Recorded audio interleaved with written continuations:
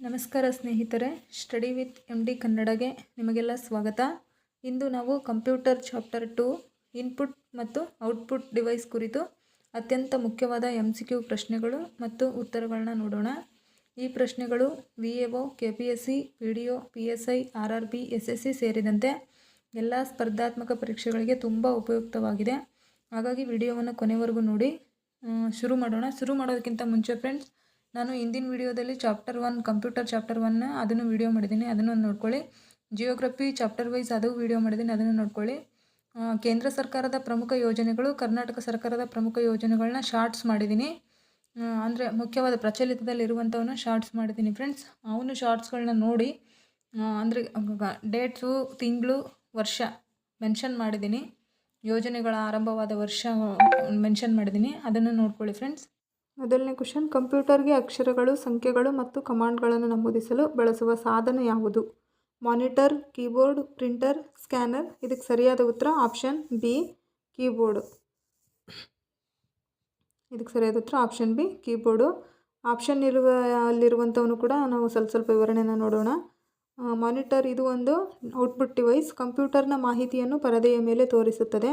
ಉದಾಹರಣೆಗೆ video, photo, document ನೋಡೋದು. Keyboard ಇದು ಇನ್ಪುಟ್ ಡಿವೈಸ್. ಅಕ್ಷರಗಳು, ಸಂಖ್ಯೆಗಳು ಮತ್ತು ಕಮಾಂಡ್ಗಳನ್ನು ನಮೂದಿಸಲು ಬಳಸುತ್ತಾರೆ. ಉದಾಹರಣೆಗೆ ಲೆಟರ್ ಟೈಪ್ ಮಾಡೋದು, ಪಾಸ್ವರ್ಡನ್ನು ನಮೂದಿಸೋದು, ಇದ್ರದ್ದು ಮುಖ್ಯವಾದ ಕೆಲಸ. ಆಪ್ಷನ್ ಸಿ, ಪ್ರಿಂಟರ್ ಇದು ಔಟ್ಪುಟ್ ಡಿವೈಸ್. ಕಾಗದದ ಮೇಲೆ ಹಾರ್ಡ್ ಕಾಪಿ ನೀಡುತ್ತದೆ. ಕಾಗದದ ಮೇಲೆ ಹಾರ್ಡ್ ಕಾಪಿಯನ್ನು ನೀಡೋದು ಪ್ರಿಂಟರು. ಸ್ಪೀಕರು ಇದು ಔಟ್ಪುಟ್ ಡಿವೈಸ್. ಧ್ವನಿ ಹೊರ ಹಾಕುತ್ತದೆ, ಅಂದರೆ ಆಡಿಯೋನ ಹೊರ ಹಾಕ್ತದೆ. ನೆನಪಿಡಲಿಕ್ಕೆ ಕೀಬೋರ್ಡ್ ಇನ್ಪುಟ್ ಡಿವೈಸ್. ಕೀಬೋರ್ಡ್ ಒಂದು ಇನ್ಪುಟ್ ಡಿವೈಸ್ ಅಂತೇಳಿ ನೆನಪಿಡಬೇಕು. ಕ್ವಶನ್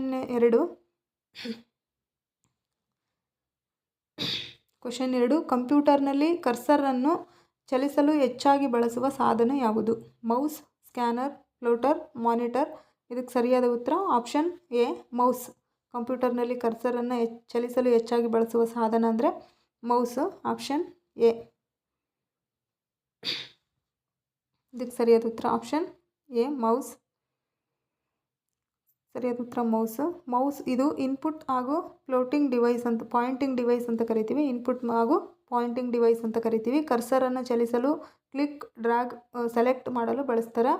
ಸ್ಕ್ಯಾನರ್ ಇದು ಇನ್ಪುಟ್ ಡಿವೈಸ್. ಕಾಗದದಲ್ಲಿರುವ ಮಾಹಿತಿಯನ್ನು ಡಿಜಿಟಲ್ ರೂಪಕ್ಕೆ ಪರಿವರ್ತಿಸುತ್ತದೆ. ಸ್ಕ್ಯಾನರ್ ಏನು ಮಾಡ್ತದೆ ಅಂದರೆ ಕಾಗದದಲ್ಲಿರುವ ಮಾಹಿತಿಯನ್ನು ಡಿಜಿಟಲ್ ರೂಪಕ್ಕೆ ಪರಿವರ್ತಿಸುತ್ತದೆ.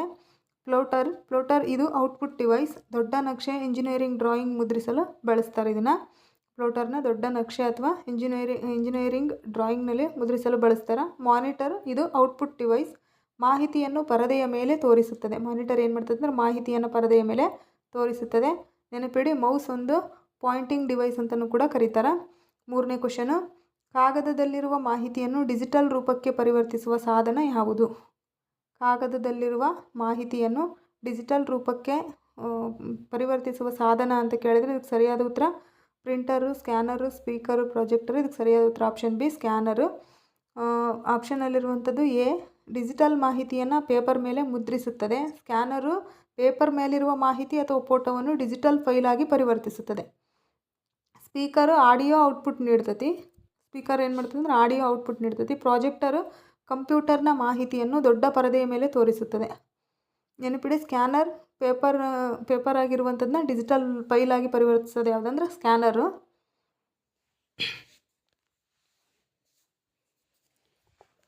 4ನೇ ಕ್ವಶನು, ಕಂಪ್ಯೂಟರ್ನಿಂದ ಹಾರ್ಡ್ ಕಾಪಿ ಪಡೆಯಲು ಬಳಸುವ ಸಾಧನ ಯಾವುದು?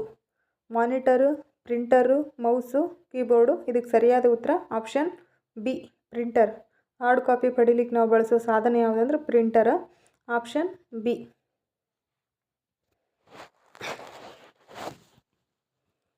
ಸರಿಯಾದ ಉತ್ತರ ಆಪ್ಷನ್ ಬಿ.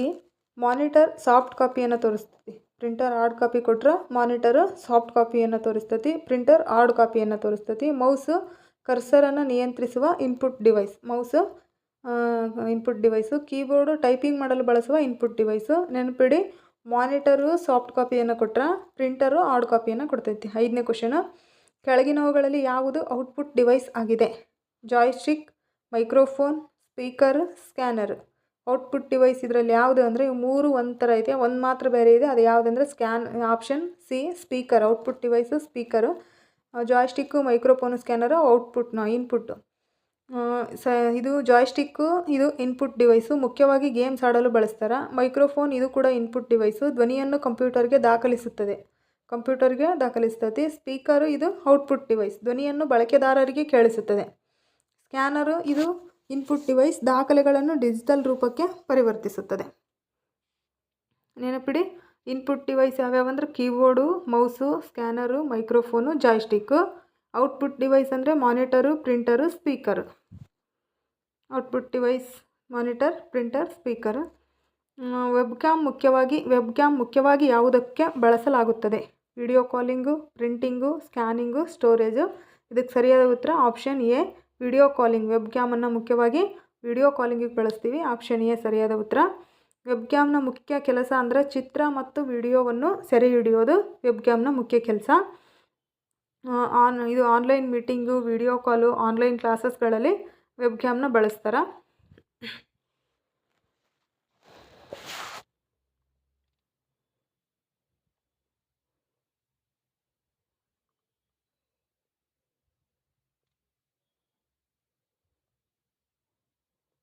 ವೆಬ್ಕ್ಯಾಮ್ ಒಂದು ಇನ್ಪುಟ್ ಡಿವೈಸು. ಪ್ರಿಂಟಿಂಗ್ ಮಾಡಲು ಪ್ರಿಂಟರನ್ನು ಬಳಸ್ತಾರೆ. ವೆಬ್ಕ್ಯಾಮ್ಗೆ ಮತ್ತು ಪ್ರಿಂಟರ್ಗೆ ಸಂಬಂಧವಿಲ್ಲ. ಸ್ಕ್ಯಾನಿಂಗ್ ಮಾಡಲು ಸ್ಕ್ಯಾನರನ್ನು ಬಳಸ್ತಾರೆ. ವೆಬ್ಕ್ಯಾಮ್ ಚಿತ್ರವನ್ನು ಸೆರೆ ಹಿಡಿಯುತ್ತದೆ, ದಾಖಲೆಯನ್ನು ಸ್ಕ್ಯಾನ್ ಮಾಡೋದಿಲ್ಲ. ಹಾಗಾಗಿ ವೆಬ್ಕ್ಯಾಮು ಸ್ಕ್ಯಾನಿಂಗಿಗೂ ಸಂಬಂಧ ಇಲ್ಲ. ವೆಬ್ಕ್ಯಾಮ್ ಚಿತ್ರವನ್ನು ಸೆರೆ ಹಿಡಿತೈತಿ. ಸ್ಟೋರೇಜ್ಗೆ hard disk, SSD, pen drive ಬಳಸ್ತಾರೆ. ವೆಬ್ಕ್ಯಾಮ್ ಮಾಹಿತಿಯನ್ನು ಸಂಗ್ರಹಿಸುವ ಸಾಧನ ಅಲ್ಲ. ಸ್ಟೋರೇಜ್ ವೆಬ್ಕ್ಯಾಮು ಸಂಬಂಧ ಇಲ್ಲ. ನೆನಪಿಡಿ, ವೆಬ್ಕ್ಯಾಮು ಇನ್ಪುಟ್ ಡಿವೈಸು, ವಿಡಿಯೋ ಕಾಲಿಂಗಲ್ಲಿ ಬಳಸ್ತಾರೆ. ಇದು 7ನೇ ಕ್ವಶನ್ನು. ಟಚ್ ಸ್ಕ್ರೀನ್ ಯಾವ ವಿಧದ ಸಾಧನ? ಇನ್ಪುಟ್ ಮತ್ತು ಔಟ್ಪುಟ್ ಎರಡೂ ಸ್ಟೋರೇಜ್ ಡಿವೈಸ್. ಇದಕ್ಕೆ ಸರಿಯಾದ ಉತ್ತರ ಆಪ್ಷನ್ ಸಿ ಇನ್ಪುಟ್ ಮತ್ತು ಔಟ್ಪುಟ್ ಎರಡರಂತೆಯೂ ವರ್ತಿಸೋದು ಯಾವುದಂದ್ರೆ ಟಚ್ ಸ್ಕ್ರೀನು. ಆಪ್ಷನ್ ಸಿ ಇದಕ್ಕೆ ಸರಿಯಾದ ಉತ್ತರ. ಇನ್ಪುಟ್ ಮಾತ್ರ ಇದು ತಪ್ಪು. ಟಚ್ ಸ್ಕ್ರೀನ್ ಕೇವಲ ಇನ್ಪುಟ್ ಮಾತ್ರ ಅಲ್ಲ, ಇದು ಔಟ್ಪುಟ್ಟು ಮತ್ತು ಇನ್ಪುಟ್ಟು ಎರಡರಂತನೂ ವರ್ತಿಸ್ತದೆ, ಹಂಗಾಗಿ ತಪ್ಪು. ಔಟ್ಪುಟ್ ಮಾತ್ರ ಇದು ಕೂಡ ತಪ್ಪು. ಇದು ಮಾಹಿತಿಯನ್ನು ತೋರಿಸುತ್ತದೆ ಹಾಗೂ ಸ್ಪರ್ಶವನ್ನು ಸ್ವೀಕರಿಸುತ್ತದೆ, ಎರಡನ್ನೂ ಮಾಡ್ತೈತಿ. ಸಿ ಇದು ಇನ್ಪುಟ್ಟು ಮತ್ತು ಔಟ್ಪುಟ್ ಎರಡೂ ಸರಿಯಾದ ಉತ್ತರ. ಇದು ಸ್ಕ್ರೀನ್ನಲ್ಲಿ ಮಾಹಿತಿ ತೋರಿಸುತ್ತದೆ, ಅದಕ್ಕೆ ಅದು ಔಟ್ಪುಟ್ಟು. ಬೆರಳಿನ ಸ್ಪರ್ಶವನ್ನು ಸ್ವೀಕರಿಸ್ತದೆ, ಅದು ಇನ್ಪುಟ್ಟು. ಸ್ಟೋರೇಜ್ ಡಿವೈಸ್ ಇದು ತಪ್ಪು. ಟಚ್ ಸ್ಕ್ರೀನ್ ಮಾಹಿತಿ ಸಂಗ್ರಹಿಸೋದಿಲ್ಲ. ನೆನಪಿಡಿ, ಟಚ್ ಸ್ಕ್ರೀನ್ ಒಂದು ಇನ್ಪುಟ್ ಪ್ಲಸ್ ಔಟ್ಪುಟ್ ಅಂತೆ ವರ್ತಿಸ್ತದೆ. 8ನೇ ಕ್ವಶನ್. ಬಾರ್ಕೋಡ್ ರೀಡರ್ ಯಾವ ವಿಧದ ಸಾಧನ? Output device, input device, storage device, memory device. Barcode reader ಒಂದು ಇನ್ಪುಟ್ ಡಿವೈಸ್, ಇದು ಇನ್ಪುಟ್ ಡಿವೈಸ್, ಇದು ಸರಿಯಾದ ಉತ್ತರ. ಆಪ್ಷನ್ ಎ ಇಲ್ಲಿರೋದು ಔಟ್ಪುಟ್ ಡಿವೈಸ್, ಇದು ತಪ್ಪು. ಬಾರ್ಕೋಡ್ ರೀಡರ್ ಫಲಿತಾಂಶವನ್ನು ತೋರಿಸೋದಿಲ್ಲ. ಇನ್ಪುಟ್ ಡಿವೈಸ್ ಇದು ಸರಿಯಾದ ಉತ್ತರ. ಸ್ಟೋರೇಜ್ ಡಿವೈಸ್ ಇದು ತಪ್ಪು, ಮಾಹಿತಿಯನ್ನು ಸಂಗ್ರಹಿಸೋದಿಲ್ಲ. ಮೆಮೊರಿ ಡಿವೈಸ್ ಇದು ತಪ್ಪು, ಇದು ಮೆಮೊರಿ ಅಲ್ಲ. ನೆನಪಿಡಿ, ಬಾರ್ಕೋಡ್ ರೀಡರ್ ಒಂದು ಇನ್ಪುಟ್ ಡಿವೈಸ್. 9ನೇ ಕ್ವಶನ್. MICR ಹೆಚ್ಚಾಗಿ ಎಲ್ಲಿ ಬಳಸುತ್ತಾರೆ? ಆಸ್ಪತ್ರೆ, ಬ್ಯಾಂಕ್ ಚೆಕ್, ಶಾಲೆ, ಅಂಚೆ ಕಚೇರಿ. ಇದಕ್ಕೆ ಸರಿಯಾದ ಉತ್ತರ ಆಪ್ಷನ್ ಬಿ. ಬ್ಯಾಂಕ್ ಚೆಕ್ನಲ್ಲಿ MICRನ್ನು ಬಳಸ್ತಾರೆ, ಹಾಗಾಗಿ ಇದಕ್ಕೆ ಸರಿಯಾದ ಉತ್ತರ ಆಪ್ಷನ್ ಬಿ. ಆಸ್ಪತ್ರೆ ಅಂದರೆ MICRನ ಆಸ್ಪತ್ರೆಗಳಲ್ಲಿ ಬಳಸಲ್ಲ. ಬ್ಯಾಂಕ್ ಚೆಕ್ ಇದು ಸರಿಯಾದ ಉತ್ತರ. MICR full form magnetic ink character recognition. Bank ಚೆಕ್ಕುಗಳಲ್ಲಿರುವ ವಿಶೇಷ ಅಕ್ಷರಗಳನ್ನು ಓದಲು ಬಳಸ್ತಾರೆ. ಶಾಲೆಯಲ್ಲಿ MICR ಬಳಸೋದಿಲ್ಲ. ಅಂಚೆ ಕಚೇರಿಯಲ್ಲಿ ಕೂಡ MICR ಬಳಸೋದಿಲ್ಲ. ನೆನಪಿಡಿ, MICRನ ಬ್ಯಾಂಕ್ ಚೆಕ್ಗಳಲ್ಲಿ ಮಾತ್ರ ಬಳಸ್ತಾರೆ. 10ನೇ ಕ್ವಶನು. OMR ಮುಖ್ಯವಾಗಿ ಯಾವುದಕ್ಕೆ ಬಳಸುತ್ತಾರೆ? ಫೋಟೋ ಸ್ಕ್ಯಾನ್ ಮಾಡಲು, ಆನ್ಸರ್ ಶೀಟ್ ಓದಲು, ವಿಡಿಯೋ ರೆಕಾರ್ಡಿಂಗ್ ಮತ್ತು ಪ್ರಿಂಟಿಂಗ್. ಇದಕ್ಕೆ ಸರಿಯಾದ ಉತ್ತರ ಆಪ್ಷನ್ ಬಿ. ಆನ್ಸರ್ ಶೀಟ್ನ ಓದಲು ಬಳಸ್ತಾರೆ. ಫೋಟೋ ಸ್ಕ್ಯಾನ್ ಮಾಡಲು ಇದಕ್ಕೆ ಸ್ಕ್ಯಾನರನ್ನು ಬಳಸ್ತಾರೆ. ಫೋಟೋ ಸ್ಕ್ಯಾನ್ ಮಾಡಲಿಕ್ಕೆ ಸ್ಕ್ಯಾನರನ್ನು ಬಳಸ್ತಾರೆ. ಆನ್ಸರ್ ಶೀಟ್ ಓದಲು ಸರಿಯಾದ ಉತ್ತರ ಇದು. OMR full form optical mark recognition ಇದು ಸರಿಯಾದ ಫುಲ್ ಫಾರ್ಮು. ಸ್ಪರ್ಧಾತ್ಮಕ ಪರೀಕ್ಷೆಗಳ OMR ಉತ್ತರ ಪತ್ರಿಕೆಗಳನ್ನು ಪರಿಶೀಲಿಸಲು ಬಳಸ್ತಾರೆ. ವಿಡಿಯೋ ರೆಕಾರ್ಡಿಂಗಿಗೆ ಕ್ಯಾಮ್ರಾ ಅಥವಾ ವೆಬ್ ಕ್ಯಾಮನ್ನು ಬಳಸ್ತಾರೆ. ಪ್ರಿಂಟಿಂಗಿಗೆ ಪ್ರಿಂಟರನ್ನು ಬಳಸ್ತಾರೆ. ಪರೀಕ್ಷೆಗೆ ತುಂಬ ಮುಖ್ಯವಾಗಿರೋದಂದ್ರೆ OCR ಏನು ಮಾಡುತ್ತೆ ಅಂದರೆ ಪ್ರಿಂಟೆಡ್ ಟೆಕ್ಸ್ಟನ್ನು ಎಡಿಟೇಬಲ್ ಟೆಕ್ಸ್ಟಾಗಿ ಪರಿವರ್ತಿಸ್ತತಿ. OMR ಆನ್ಸರ್ ಸೀಟನ್ನು ಓದಲಿಕ್ಕೆ ಬಳಸ್ತಾರೆ. MICR ಬ್ಯಾಂಕ್ ಚೆಕ್ಗಳಲ್ಲಿ ಬಳಸ್ತಾರೆ. 11ನೇ ಕ್ವಶನ್ನು, OCR ಆಪ್ಟಿಕಲ್ ಕ್ಯಾರೆಕ್ಟರ್ ರೆಕಗ್ನಿಷನ್ನ ಮುಖ್ಯ ಕಾರ್ಯ ಯಾವುದು? ಪ್ರಿಂಟೆಡ್ ಟೆಕ್ಸ್ಟನ್ನು ಎಡಿಟೇಬಲ್ ಟೆಕ್ಸ್ಟಾಗಿ ಪರಿವರ್ತಿಸುವುದು, ಆಡಿಯೋ ರೆಕಾರ್ಡ್ ಮಾಡುವುದು, ವಿಡಿಯೋ ರೆಕಾರ್ಡ್ ಮಾಡುವುದು. ಇದಕ್ಕೆ ಸರಿಯಾದ ಉತ್ತರ ಆಪ್ಷನ್ ಎ, ಪ್ರಿಂಟೆಡ್ ಟೆಕ್ಸ್ಟನ್ನು ಎಡಿಟೇಬಲ್ ಟೆಕ್ಸ್ಟಾಗಿ ಪರಿವರ್ತಿಸುವುದು. OCR ಏನು ಮಾಡ್ತದೆ? ಪ್ರಿಂಟೆಡ್ ಟೆಕ್ಸ್ಟನ್ನು ಎಡಿಟೇಬಲ್ ಟೆಕ್ಸ್ಟಾಗಿ ಪರಿವರ್ತಿಸುತ್ತದೆ. ಇದಕ್ಕೆ ಸರಿಯಾದ ಉತ್ತರ ಆಪ್ಷನ್ ಎ.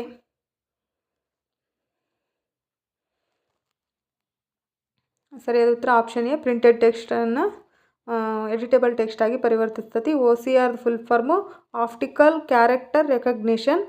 OCR ಕಾಗದದಲ್ಲಿರುವ ಅಥವಾ ಸ್ಕ್ಯಾನ್ ಮಾಡಿದ ಚಿತ್ರದ ಅಕ್ಷರಗಳನ್ನು ಗುರುತಿಸಿ ಅವುಗಳನ್ನು ಎಡಿಟ್ ಮಾಡಬಹುದಾದ ಟೆಕ್ಸ್ಟಾಗಿ ಬದಲಾಯಿಸುತ್ತದೆ. OCR ಏನು ಮಾಡ್ತದೆ? ಕಾಗದದಲ್ಲಿರುವ ಅಥವಾ ಸ್ಕ್ಯಾನ್ ಮಾಡಿದ ಚಿತ್ರದ ಅಕ್ಷರಗಳನ್ನು ಗುರುತಿಸಿ ಅವುಗಳನ್ನು ಎಡಿಟ್ ಮಾಡಬಹುದಾದ ಟೆಕ್ಸ್ಟಾಗಿ ಬದಲಾಯಿಸುತ್ತದೆ.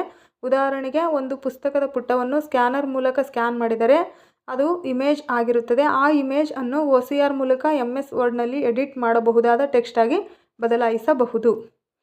ಎಲ್ಲಿ ಬಳಸ್ತಾರೆ ಅಂತ ಕೇಳಿದರೆ, ಪುಸ್ತಕಗಳನ್ನು ಡಿಜಿಟಲ್ ರೂಪಕ್ಕೆ ತರಲು, ಹಳೆಯ ದಾಖಲೆಗಳನ್ನು ಟೈಪ್ ಮಾಡದೆ ಟೆಕ್ಸ್ಟಾಗಿ ಪರಿವರ್ತಿಸಲು, ಸರ್ಕಾರಿ ಕಚೇರಿಗಳಲ್ಲಿ ದಾಖಲೆಗಳ ಡಿಜಿಟಲೀಕರಣಕ್ಕೆ ಇದನ್ನು ಬಳಸ್ತಾರೆ. ಎಲ್ಲಿ ಬಳಸ್ತಾರೆ ಅಂದರೆ ಅಲ್ಲಿ ಬಳಸ್ತಾರೆ. ಬಿ, ಆಡಿಯೋ ರೆಕಾರ್ಡ್ ಮಾಡೋದು ಅಂತ ಹೇಳ್ಯಾರ. ಆಡಿಯೋ ರೆಕಾರ್ಡ್ ಮಾಡುವ ಕೆಲಸವನ್ನು OCR ಮಾಡೋದಿಲ್ಲ. ಈ ಕೆಲಸವನ್ನು ಯಾರು ಮಾಡ್ತಾರೆ ಅಂತ ಕೇಳಿದ್ರೆ ಮೈಕ್ರೋಫೋನ್ ಮಾಡ್ತೈತಿ. ಆಡಿಯೋ ರೆಕಾರ್ಡನ್ನು ಮೈಕ್ರೋಫೋನ್ ಮಾಡ್ತೈತಿ. ಮೈಕ್ರೋಫೋನ್ ಧ್ವನಿಯನ್ನು ಕಂಪ್ಯೂಟರ್ಗೆ ಇನ್ಪುಟ್ಟಾಗಿ ನೀಡ್ತೈತಿ.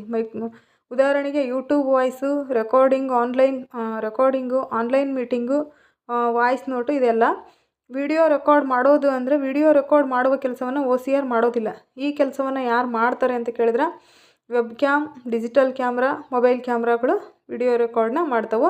ಉದಾಹರಣೆಗೆ Zoom meeting, Google Meet, YouTube video ರೆಕಾರ್ಡಿಂಗಿಗೆ ಇದನ್ನು ಬಳಸ್ತಾರೆ. Video recording. ಫೋಟೋ ತೆಗೆಯೋದು ಅಂತ ಕೇಳಿದ್ರೆ ಫೋಟೋ ಕ್ಯಾಪ್ಚರ್ ಮಾಡುವ ಕೆಲಸವನ್ನು OCR ಮಾಡೋದಿಲ್ಲ. ಈ ಕೆಲಸವನ್ನು ಯಾರು ಮಾಡ್ತಾರೆ ಅಂದರೆ camera, mobile camera, web cam. ಕೆಲವು ಸಂದರ್ಭಗಳಲ್ಲಿ ವೆಬ್ ಕ್ಯಾಮ್ ಮಾಡ್ತೈತಿ. ಉದಾಹರಣೆಗೆ passport photo, selfie, document photo ಇವೆಲ್ಲವೂ ಕೂಡ. ಪರೀಕ್ಷೆಯಲ್ಲಿ ನೆನಪಿಡಬೇಕಾದಂಥ ಅಂಶಗಳು: OCR ಪ್ರಿಂಟೆಡ್ ಟೆಕ್ಸ್ಟನ್ನು ಎಡಿಟೇಬಲ್ ಟೆಕ್ಸ್ಟಾಗಿ ಪರಿವರ್ತಿಸ್ತತಿ. OMR ಆನ್ಸರ್ ಸೀಟ್ ಓದಲಿಕ್ಕೆ ಬಳಸ್ತೀವಿ. MICRನ್ನು ಬ್ಯಾಂಕ್ ಚೆಕ್ ಓದಲು MICRನ ಬಳಸ್ತಾರೆ.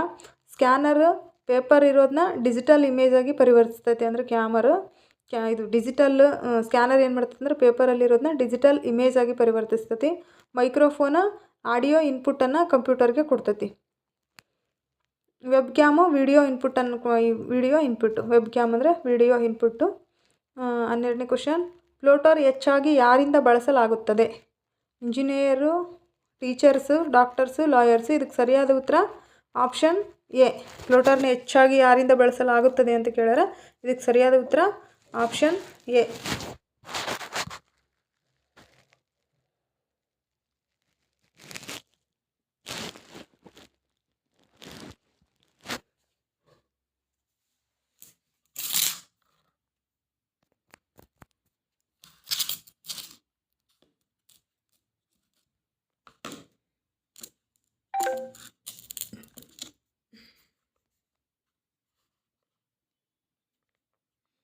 ಇಂಜಿನಿಯರ್ಸ್ ಬಳಸ್ತಾರೆ.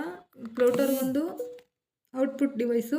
ಇದು ಸಾಮಾನ್ಯ ಪ್ರಿಂಟರ್ಗಿಂತ ದೊಡ್ಡ ಗಾತ್ರದ ಅಂದರೆ A1, A0 ಇತ್ಯಾದಿ ನಕ್ಷೆಗಳು ಮತ್ತು ವಿನ್ಯಾಸಗಳನ್ನು ಮುದ್ರಿಸಲು ಬಳಸ್ತಾರೆ. ಇದನ್ನು ಯಾರು ಬಳಸ್ತಾರೆ ಅಂದರೆ ಸಿವಿಲ್ ಇಂಜಿನಿಯರ್ಸ್ ಬಳಸ್ತಾರೆ.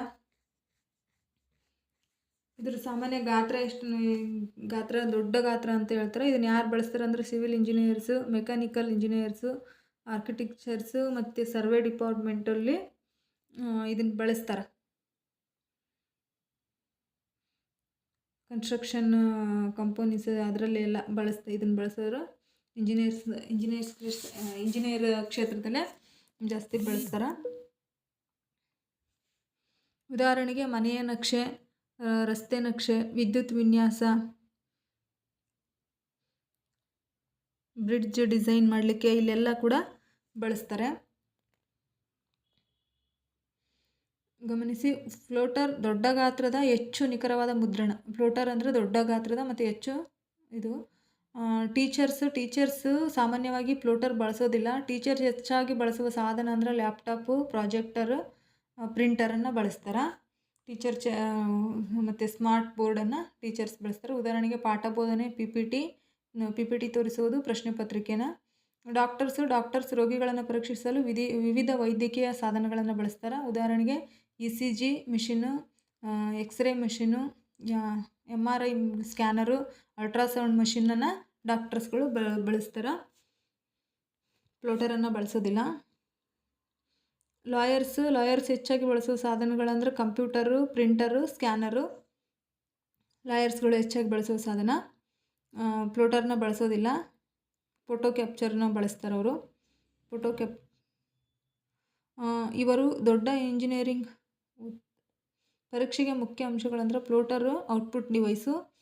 ಪ್ರಿಂಟರ್ ಸಾಮಾನ್ಯ ದಾಖಲೆಗಳನ್ನು ಮುದ್ರಿಸುತ್ತದೆ. ಪ್ಲೋಟರ್ ದೊಡ್ಡ ನಕ್ಷೆಗಳು, ಇಂಜಿನಿಯರಿಂಗ್ ಡ್ರಾಯಿಂಗ್ಸು, ಬಿಲ್ಡಿಂಗ್ ಪ್ಲಾನ್ಸು ಮುದ್ರಿಸ್ತೈತಿ. ಇಂಜಿನಿಯರ್ಸು, ಆರ್ಕಿಟೆಕ್ಚರ್ಸು ಪ್ಲೋಟರ್ ಬಳಸುವ ಪ್ರಮುಖರವರು. ಇಂಜಿನಿಯರ್ಸ್ ಬಳಸೋದು ಯಾವುದಂದ್ರೆ ಪ್ಲೋಟರ್ನ ಜಾಸ್ತಿ ಬಳಸೋದು ಇಂಜಿನಿಯರ್ಸು. ನೆನಪಿಡುವ ಟ್ರಿಕ್ ಅಂದ್ರೆ ಪ್ಲಾನ್ ಅಂದ್ರೆ ಪ್ಲೋಟರ್. ನೆನಪಿಡ್ಬೇಕಂತ ಹೇಳಿದ್ರೆ ಟ್ರಿಕ್ ನಾವು ಲೇಸರ್ ಪ್ರಿಂಟರ್ ಯಾವ ವಿಧದ printer? Impact printer, non impact printer, dot matrix printer, drum printer ಅಂತ ಕೇಳ್ಯಾರ. ಇದಕ್ಕೆ ಸರಿಯಾದ ಉತ್ತರ impact printer, non impact printer, dot matrix printer, drum printer. ಇದಕ್ಕೆ ಸರಿಯಾದ ಉತ್ತರ non impact printer. Impact printer ಎಂದರೆ ಕಾಗದದ ಮೇಲೆ ರಿಬ್ಬನ್ಗೆ ಒಡೆದು ಅಕ್ಷರಗಳನ್ನು ಮುದ್ರಿಸುವ ಪ್ರಿಂಟರು ಇಂಪ್ಯಾಕ್ಟ್ ಪ್ರಿಂಟರ್. ಹೇಗೆ ಕೆಲಸ ಮಾಡ್ತೈತೆ ಅಂದ್ರೆ ಟೈಪ್ ರೈಟರ್ನಂತೆ ರಿಬ್ಬನ್ಗೆ ಪಿನ್ ಅಥವಾ ಅಕ್ಷರಗಳು ಒಡೆಯುತ್ತವೆ. ನಂತರ ಕಾಗದದ ಮೇಲೆ ಅಕ್ಷರಗಳು ಮೂಡುತ್ತವೆ. ಉದಾಹರಣೆಗೆ dot matrix printer, daisy wheel printer, line printer. ಎಲ್ಲಿ ಬಳಸ್ತಾರಂದ್ರೆ ಬ್ಯಾಂಕ್ಗಳು, ಬಿಲ್ ಮುದ್ರಿಸುವ ಕಚೇರಿಗಳು, ಬಹುಪ್ರತಿ ಬಿಲ್ಗಳಿಗೆ. ಮುಖ್ಯ ಲಕ್ಷಣಗಳಂದ್ರೆ ಮುದ್ರಣದ ವೇಗ ಕಡಿಮೆ ಇರ್ತೈತಿ, ಶಬ್ದ ಹೆಚ್ಚಾಗಿರ್ತೈತಿ, ಕಾರ್ಬನ್ ಕಾಪಿ ಮುದ್ರಿಸಬಹುದು. ನಾನ್ ಇಂಪ್ಯಾಕ್ಟ್ ಪ್ರಿಂಟರ್ ಅಂದ್ರೆ ಲೇಸರ್ ಪ್ರಿಂಟರ್ ಒಂದು ನಾನ್ ಇಂಪ್ಯಾಕ್ಟ್ ಪ್ರಿಂಟರ್ ಆಗಿದೆ. ಹೇಗೆ ಕೆಲಸ ಮಾಡ್ತೈತೆ ಅಂದ್ರೆ ಲೇಸರ್ ಬೇಮ್ ಮತ್ತು ಟೋನರ್ ಪೌಡರ್ ಬಳಸಿ ಮುದ್ರಿಸುತ್ತದೆ. ಕಾಗದಕ್ಕೆ ಯಾವುದೇ ಪಿನ್ ಅಥವಾ ಅಕ್ಷರಗಳು ಒಡೆಯೋದಿಲ್ಲ.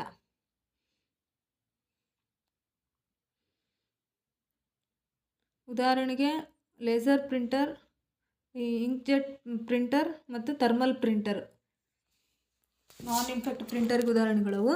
ಎಲ್ಲಿ ಬಳಸುತ್ತಾರಂದ್ರೆ ಶಾಲೆಗಳು, ಕಾಲೇಜುಗಳು, ಸರ್ಕಾರಿ ಕಚೇರಿಗಳು, ಬ್ಯಾಂಕ್ಗಳು, ಮನೆಗಳಲ್ಲಿ ಬಳಸ್ತಾರೆ. ಮುಖ್ಯ ಲಕ್ಷಣ ಅಂದ್ರೆ ಮುದ್ರಣದ ವೇಗ ಹೆಚ್ಚಿರ್ತೈತಿ, ಶಬ್ದ ಕಡಿಮೆ ಇರ್ತೈತಿ, ಉತ್ತಮ ಗುಣಮಟ್ಟದ ಮುದ್ರಣ, ದೊಡ್ಡ ಪ್ರಮಾಣದ ದಾಖಲೆಗಳಿಗೆ ಸೂಕ್ತವಾಗಿರ್ತೈತಿ. ಆದ್ದರಿಂದ ಇದು ಸರಿಯಾದ ಉತ್ತರ ಆಗಿರ್ತೈತಿ. Dot matrix printer impact printer ಆಗಿದೆ. ಹೇಗೆ ಕೆಲಸ ಮಾಡುತ್ತದೆ ಅಂತ ಕೇಳಿದ್ರೆ ಸಣ್ಣ ಪಿನ್ಗಳು ರಿಬ್ಬನ್ ಮೇಲೆ ಒಡೆದು ಅಕ್ಷರಗಳನ್ನು ಮುದ್ರಿಸುತ್ತದೆ. ಉಪಯೋಗ ಅಂದ್ರೆ ಇನ್ವಾಯ್ಸು, ಬಿಲ್ಲು, ರೈಲ್ವೆ ಫಾರ್ಮ್ಸು. ಮುಖ್ಯ ಲಕ್ಷಣಗಳು ಹೆಚ್ಚು ಶಬ್ದ ಮಾಡ್ತತಿ, ಮುದ್ರಣ ಗುಣಮಟ್ಟ ಲೇಸರ್ ಪ್ರಿಂಟ್ಗಿಂತ ಕಡಿಮೆ ಇರ್ತತಿ. ಆದ್ದರಿಂದ ಇದು ಡ್ರಮ್ ಪ್ರಿಂಟರ್ ಕೂಡ ಇಂಪ್ಯಾಕ್ಟ್ ಪ್ರಿಂಟರ್ ಆಗಿದೆ. ಹೇಗೆ ಕೆಲಸ ಮಾಡ್ತತಿ ಅಂದರೆ ತಿರುಗುವ ಡ್ರಮ್ ಮೂಲಕ ಮುದ್ರಿಸ್ತತಿ. ಎಲ್ಲಿ ಬಳಸಲಾಗುತ್ತದೆ ಅಂದ್ರೆ ಹಳೆಯ ಮೇನ್ ಫಾರ್ಮ್ ಕಂಪ್ಯೂಟರ್ನಲ್ಲಿ ಬಳಸ್ತಿದ್ರು. ಮುಖ್ಯ ಲಕ್ಷಣಗಳು ತುಂಬ ವೇಗ, ಈಗ ಬಹಳ ಕಡಿಮೆ ಬಳಕೆಯಲ್ಲಿದೆ. ತುಂಬ ವೇಗವಾಗಿತ್ತು, ಇದ್ರೆ ಈಗ ಬಹಳ ಕಡಿಮೆ ಬಳಕೆಯಲ್ಲಿದೆ. ಪರೀಕ್ಷೆಗೆ ನೆನಪಿಡಬೇಕಾದಂಥ ಮಾಹಿತಿ ಅಂದರೆ ಇಂಪ್ಯಾಕ್ಟ್ ಪ್ರಿಂಟರ್ಸ್ ಒಳಗೆ ಯಾವ್ಯಾವ ಬರ್ತಾವೋ dot matrix printer, daisy wheel printer, drum printer, line printer ಬರ್ತೈತೆ. ನಾನ್ ಇಂಪ್ಯಾಕ್ಟ್ ಪ್ರಿಂಟರ್ಸ್ ಒಳಗೆ laser printer, inkjet printers, thermal printer. ನೆನಪಿಡುವ ಟ್ರಿಕ್ ಅಂದರೆ laser non impact, dot matrix pins impact. ಅಂದ್ರೆ ಇದು ಇಂಪ್ಯಾಕ್ಟ್, ಇದು non impact. Laser printer non impact, dot matrix impact. Dot matrix printer ಯಾವ ವಿಧದ ಮುದ್ರಕ ಅಂತ ಕೇಳಾರ. ಸ್ಪರ್ಶವಿಲ್ಲದ ಮುದ್ರಕ ಅಂದರೆ ನಾನ್ ಇಂಪ್ಯಾಕ್ಟ್ ಪ್ರಿಂಟರ್. ಇಂಕ್ಜೆಟ್ ಮುದ್ರಕ ಅಂದರೆ ಇಂಕ್ಜೆಟ್ ಪ್ರಿಂಟರ್. ಸ್ಪರ್ಶದ ಮುದ್ರಕ ಅಂದರೆ ಇಂಪ್ಯಾಕ್ಟ್ ಪ್ರಿಂಟರ್. ಲೇಸರ್ ಮುದ್ರಕ ಅಂದರೆ ಲೇಸರ್ ಪ್ರಿಂಟರ್. ಇದಕ್ಕೆ ಸರಿಯಾದ ಉತ್ತರ ಆಪ್ಷನ್ ಸಿ, ಸ್ಪರ್ಶದ ಮುದ್ರಕ. Impact printer. ಡಾಟ್ ಮ್ಯಾಟ್ರಿಕ್ಸ್ ಒಂದು ಇಂಪ್ಯಾಕ್ಟ್ ಪ್ರಿಂಟರ್ಸ್. ಇದಕ್ಕೆ ಸರಿಯಾದ ಉತ್ತರ option C, dot matrix printer. ಯಾವ ವಿಧದ ಮುದ್ರಕ ಅಂತ ಕೇಳಿದ್ರೆ ಇದಕ್ಕೆ ಸರಿಯಾದ ಉತ್ತರ ಸ್ಪರ್ಶವಿಲ್ಲದ ಮುದ್ರಕ, ನಾನ್ ಇಂಪ್ಯಾಕ್ಟ್ ಪ್ರಿಂಟರ್. ಇದಕ್ಕೆ ಸರಿಯಾದ ಉತ್ತರ ಆಪ್ಷನ್ ಎ, ಸ್ಪರ್ಶವಿಲ್ಲದ ಮುದ್ರಕ. ಇಲ್ಲ, ಇದು ತಪ್ಪು, ಸರಿ ಇಲ್ಲ, ಇದು ತಪ್ಪು. ನಾನ್ ಇಂಪ್ಯಾಕ್ಟ್ ಪ್ರಿಂಟರ್ ಇದು ತಪ್ಪು, ಇದು ಅಲ್ಲ. ಆಪ್ಷನ್ ಸಿನೇ, ಸ್ಪರ್ಶವಿಲ್ಲದ ಅಲ್ಲ, ಸ್ಪರ್ಶ. ಇಂಕ್ಜೆಟ್ ಮುದ್ರಕ ಇದು ಕೂಡ ತಪ್ಪು ಉತ್ತರ. ಈ ಮುದ್ರಕ ಮಸಿ ಹನಿಗಳನ್ನು ಕಾಗದದ ಮೇಲೆ ಸಿಂಪಡಿಸಿ ಮುದ್ರಿಸ್ತೈತಿ. ಇಂಕ್ಜೆಟ್ ಮುದ್ರಕ ಏನು ಮಾಡ್ತದೆ ಅಂದರೆ ಮಸಿ ಹನಿಗಳನ್ನ ಕಾಗದದ ಮೇಲೆ ಸಿಂಪಡಿಸಿ ಮುದ್ರಿಸುತ್ತದೆ. ಉಪಯೋಗ ಅಂದರೆ ಬಣ್ಣದ ಫೋಟೋ, ಪ್ರಮಾಣಪತ್ರ, ಸಾಮಾನ್ಯ ದಾಖಲೆಗಳಲ್ಲಿ ಇದನ್ನು ಬಳಸ್ತಾರೆ. ಸ್ಪರ್ಶದ ಮುದ್ರಕ ಇದು ಸರಿಯಾದ ಉತ್ತರ. ಡಾಟ್ ಮ್ಯಾಟ್ರಿಕ್ಸ್ ಮುದ್ರಕದಲ್ಲಿ ಸಣ್ಣ ಪಿನ್ಗಳು ರಿಬ್ಬನ್ಗೆ ಹೊಡೆದು ಅಕ್ಷರಗಳನ್ನು ಕಾಗದದ ಮೇಲೆ ಮುದ್ರಿಸುತ್ತವೆ. ಡಾಟ್ ಮ್ಯಾಟ್ರಿಕ್ಸ್ ಪ್ರಿಂಟರ್ನಲ್ಲಿ ಸಣ್ಣ ಪಿನ್ಗಳು ರಿಬ್ಬನ್ಗೆ ಹೊಡೆದು ಅಕ್ಷರಗಳನ್ನು ಕಾಗದದ ಮೇಲೆ ಮುದ್ರಿಸುತ್ತವೆ. ಎಲ್ಲಿ ಬಳಸ್ತಾರೆ ಅಂತ ಕೇಳಿದ್ರೆ ಬ್ಯಾಂಕು, ಬಸ್ ಟಿಕೆಟ್, ಹಳೆಯ ಬಿಲ್ಲಿಂಗ್ ವ್ಯವಸ್ಥೆ, ಬಹುಪ್ರತಿ ಮುದ್ರಿಸಲು ಬಳಸ್ತಾರೆ. ಮುಖ್ಯ ಲಕ್ಷಣ ಅಂದರೆ ಹೆಚ್ಚು ಶಬ್ದವನ್ನು ಮಾಡ್ತೈತಿ, ಮುದ್ರಣದ ಗುಣಮಟ್ಟ ಕಡಿಮೆ ಇರ್ತೈತಿ, ಕಾರ್ಬನ್ ಕಾಪಿ ಇರ್ತೈತಿ. ಲೇಸರ್ ಮುದ್ರಕ ಇದು ತಪ್ಪು ಉತ್ತರ. ಲೇಸರ್ ಮುದ್ರಕ ಬೆಳಕಿನ ಕಿರಣ ಮತ್ತು ಟೋನರ್ ಪುಡಿ ಬಳಸಿ ಮುದ್ರಿಸುತ್ತದೆ. ಲೇಸರ್ ಕಿರಣ ಏನು ಮಾಡ್ತೈತಿ, ಲೇಸರ್ ಪ್ರಿಂಟರು ಬೆಳಕಿನ ಕಿರಣ ಮತ್ತು ಟೋನರ್ ಪುಡಿಯನ್ನು ಬಳಸಿ ಮುದ್ರಿಸುತ್ತದೆ. ಲಕ್ಷಣ ಅಂದ್ರೆ ವೇಗ ಹೆಚ್ಚು, ಶಬ್ದ ಕಡಿಮೆ, ಮುದ್ರಣ ಸ್ಪಷ್ಟವಾಗಿರ್ತೈತಿ. ಪರೀಕ್ಷೆಗೆ ನೆನಪಿಡಬೇಕಾಗಿದ್ದು ಸ್ಪರ್ಶದ ಮುದ್ರಕ ಅಂದರೆ ಇಂಪ್ಯಾಕ್ಟ್ ಪ್ರಿಂಟರ್ ಅಂದ್ರೆ dot matrix, daisy wheel, drum line printer ಇವು. ಮತ್ತು ಸ್ಪರ್ಶವಿಲ್ಲದ ಮುದ್ರಕ ಅಂದರೆ non impact printer, laser, inkjet, ಥರ್ಮಲ್ಲು. ನೆನಪಿನ ಟ್ರಿಕ್ ಅಂದರೆ ಪಿನ್ನಿಂದ ಹೊಡೆದರೆ ಸ್ಪರ್ಶದ ಮುದ್ರಕ ಅಂದರೆ ಇಂಪ್ಯಾಕ್ಟ್. ಒಡೆಯದೆ ಮುದ್ರಿಸಿದರೆ ಪಿನ್ನಿಂದ ಹೊಡೆದ್ರೆ ಅದು ಸ್ಪರ್ಶದ ಮುದ್ರಕ ಇಂಪ್ಯಾಕ್ಟ್. ಒಡೆಯದೆ ಮುದ್ರಿಸಿದ್ರೆ ಅದು ನಾನ್ ಇಂಪ್ಯಾಕ್ಟ್. ಹೆಡ್ಫೋನ್ ಯಾವ ವಿಧದ ಸಾಧನ? ಇನ್ಪುಟ್ ಸಾಧನ, ಔಟ್ಪುಟ್ ಸಾಧನ, ಸಂಗ್ರಹ ಸಾಧನ ಅಂದರೆ ಸ್ಟೋರೇಜ್ ಡಿವೈಸ್, ಸಂಸ್ಕರಣಾ ಸಾಧನ ಅಂದರೆ ಪ್ರೊಸೆಸಿಂಗ್ ಡಿವೈಸ್. ಇದಕ್ಕೆ ಸರಿಯಾದ ಉತ್ತರ ಹೆಡ್ಫೋನ್ ಒಂದು ಇನ್ಪುಟ್ ಡಿವೈಸ್. ಇದಕ್ಕೆ ಸರಿಯಾದ ಉತ್ತರ ಆಪ್ಷನ್ ಅಲ್ಲ, ಅದೇ ಆಪ್ಷನ್ ಬಿ, ಇದು ಔಟ್ಪುಟ್ ಡಿವೈಸ್, ಇನ್ಪುಟ್ ಅಲ್ಲ. ಇನ್ಪುಟ್ ಸಾಧನ ಇದು ತಪ್ಪು ಉತ್ತರ. ಇನ್ಪುಟ್ ಸಾಧನ ಎಂದರೆ ಬಳಕೆದಾರರಿಂದ, ಉದಾಹರಣೆಗೆ ಇದು ಇನ್ಪುಟ್ ಡಿವೈಸ್ ಯಾವ್ಯಾವ ಅಂದರೆ keyboard, mouse, scanner, microphone, web cam. ಇವುಗಳ ಕೆಲಸ ಅಂದರೆ ಅಕ್ಷರಗಳನ್ನು ನಮೂದಿಸೋದು, ಚಿತ್ರಗಳನ್ನ ಸೇರಿಸೋದು, ಧ್ವನಿಯನ್ನು ದಾಖಲಿಸೋದು. ಔಟ್ಪುಟ್ ಸಾಧನ ಅಂದರೆ ಇದು ಸರಿಯಾದ ಉತ್ತರ. ಔಟ್ಪುಟ್ ಸಾಧನ ಹೆಡ್ಫೋನ್ ಕಂಪ್ಯೂಟರ್ನಿಂದ ಬರುವ ಧ್ವನಿಯೆಂದು ಬಳಕೆದಾರರಿಗೆ ಕೇಳಿಸ್ತತಿ. ಅಂದರೆ ಹೆಡ್ಫೋನ್ ಒಂದು ಔಟ್ಪುಟ್ ಡಿವೈಸು. ಎಲ್ಲಿ ಬಳಸ್ತಾರೆ ಅಂದರೆ ಹಾಡು ಕೇಳಲು, ಆನ್ಲೈನ್ ತರಗತಿ ಮತ್ತು ವಿಡಿಯೋ ವೀಕ್ಷಿಸಲು, ಆಟಗಳನ್ನ ಆಡಲು ಬಳಸ್ತೀವಿ. ಮುಖ್ಯ ಕೆಲಸ ಧ್ವನಿಯನ್ನು ಹೊರಹಾಕೋದು. ಸಂಗ್ರಹ ಸಾಧನ ಅಥವಾ ಸ್ಟೋರೇಜ್ ಡಿವೈಸ್ ಅಂದರೆ ಇದು ತಪ್ಪು. ಸಂಗ್ರಹ ಸಾಧನ ಎಂದರೆ ಮಾಹಿತಿಯನ್ನು ಉಳಿಸಿಡುವ ಸಾಧನ. ಉದಾಹರಣೆಗೆ hard disk, SSD, pen drive, memory card. Headphone ಮಾಹಿತಿಯನ್ನು ಸಂಗ್ರಹಿಸೋದಿಲ್ಲ. ಸಂಸ್ಕರಣಾ ಸಾಧನ ಪ್ರೊಸೆಸಿಂಗ್ ಡಿವೈಸ್ ಇದು ತಪ್ಪು ಉತ್ತರ. ಸಂಸ್ಕರಣಾ ಸಾಧನ ಎಂದರೆ ಮಾಹಿತಿಯನ್ನು ಲೆಕ್ಕ ಹಾಕಿ ಸಂಸ್ಕರಿಸುವ ಭಾಗ. ಉದಾಹರಣೆಗೆ ಕೇಂದ್ರ ಸಂಸ್ಕರಣಾ ಘಟಕ CPU, ಗಣಿತ ಮತ್ತು ತಾರ್ಕಿಕ ಘಟಕ ALU, ನಿಯಂತ್ರಣ ಘಟಕ CU. CPU ಅಂದರೆ central processing unit, arithmetic logic unit, control unit. ಪರೀಕ್ಷೆಗೆ ನೆನಪಿಡಬೇಕಾದಿದ್ದು ಇನ್ಪುಟ್ ಸಾಧನಗಳು ಅಂದ್ರೆ keyboard, mouse, scanner, microphone, web cam. Output ಸಾಧನಗಳು monitor, printer, speaker, headphone, projector. ಸಂಗ್ರಹ ಸಾಧನಗಳಂದ್ರೆ hard disk, SSD, pen drive, memory card. ನೆನಪಿನ ಟ್ರಿಕ್ ಕೇಳುವ ಸಾಧನ ಔಟ್ಪುಟ್ ಸಾಧನ, ಮಾತನಾಡುವ ಅಥವಾ ಧ್ವನಿ ನೀಡುವ ಸಾಧನ ಇನ್ಪುಟ್ ಸಾಧನ. ಲೈಟ್ ಪೆನ್ ಯಾವ ವಿಧದ ಸಾಧನ? ಇನ್ಪುಟ್ ಸಾಧನ, ಔಟ್ಪುಟ್ ಸಾಧನ, ಸಂಗ್ರಹ ಸಾಧನ, ಮೆಮೊರಿ ಸಾಧನ. ಸಂಗ್ರಹ ಸಾಧನ ಅಂದರೆ ಸ್ಟೋರೇಜ್ ಡಿವೈಸು, ಮೆಮೊರಿ ಸಾಧನ ಅಂದರೆ ಮೆಮೊರಿ ಕಾರ್ಡು. ಇದಕ್ಕೆ ಸರಿಯಾದ ಉತ್ತರ ಆಪ್ಷನ್ ಎ, ಇನ್ಪುಟ್ ಸಾಧನ.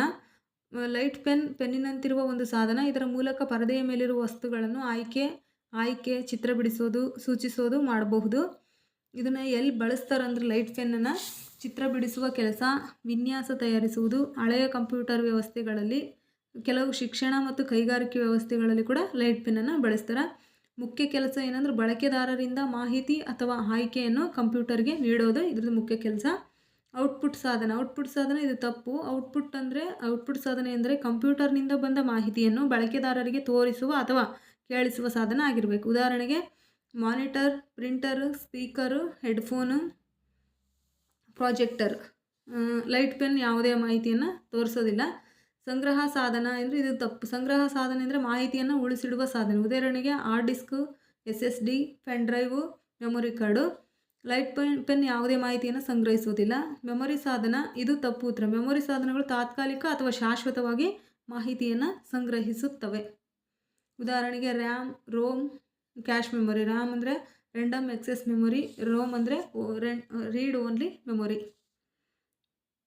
ಪರೀಕ್ಷೆಗೆ ನೆನಪಿಡಬೇಕಾಗಿದ್ದು ಇನ್ಪುಟ್ ಸಾಧನಗಳು keyboard, mouse, scanner, microphone. Output ಸಾಧನಗಳು monitor, printer, speaker, headphone, projector.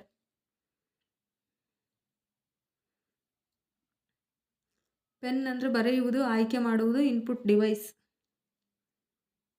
Pen ಬರೆಯುವುದು, ಆಯ್ಕೆ ಮಾಡುವುದು, ಅದು ಲೈಟ್ ಪೆನ್ ಯಾವುದಂದ್ರೆ ಇನ್ಪುಟ್ ಡಿವೈಸ್.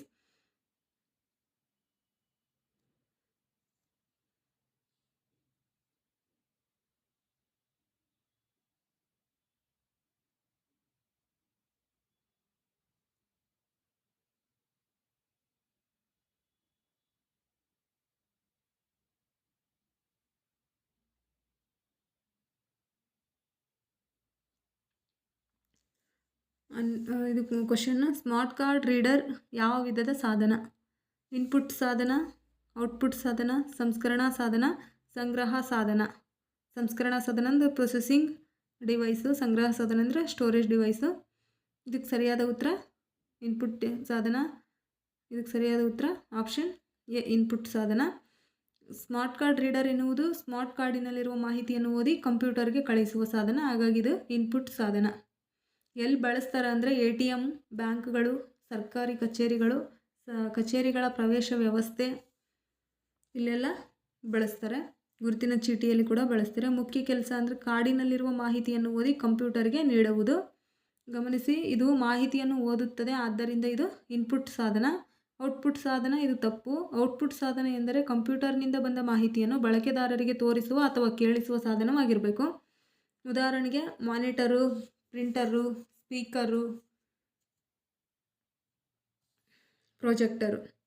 ಸ್ಮಾರ್ಟ್ ಕಾರ್ಡ್ ಸಂಸ್ಕರಣಾ ಸಾಧನ ಇದು ಕೂಡ ತಪ್ಪು. ಸಂಸ್ಕರಣಾ ಸಾಧನ ಎಂದರೆ ಮಾಹಿತಿಯನ್ನು ಲೆಕ್ಕ ಹಾಕುವ ಅಥವಾ ಸಂಸ್ಕರಿಸುವ ಘಟಕ. ಉದಾಹರಣೆಗೆ CPU, ALU, CU. CPU ಅಂದರೆ ಸೆಂಟ್ರಲ್ ಪ್ರೊಸೆಸಿಂಗ್ ಯೂನಿಟ್, ALU ಅಂದರೆ ಅರ್ಥಮೆಟಿಕ್ ಲಾಜಿಕ್ ಯೂನಿಟ್, CU ಅಂದರೆ control unit. Smart card reader ಲೆಕ್ಕಾಚಾರ ಮಾಡೋದಿಲ್ಲ. ಸಂಗ್ರಹ ಸಾಧನ ಇದು ಕೂಡ ತಪ್ಪು. ಸಂಗ್ರಹ ಸಾಧನ ಎಂದರೆ ಮಾಹಿತಿಯನ್ನು ಉಳಿಸಿಡುವ ಸಾಧನ. ಉದಾಹರಣೆಗೆ hard disk, SSD, pen drive, memory card. Smart card reader ಮಾಹಿತಿಯನ್ನು ಸಂಗ್ರಹಿಸುವುದಿಲ್ಲ, ಕೇವಲ ಓದುತ್ತದೆ.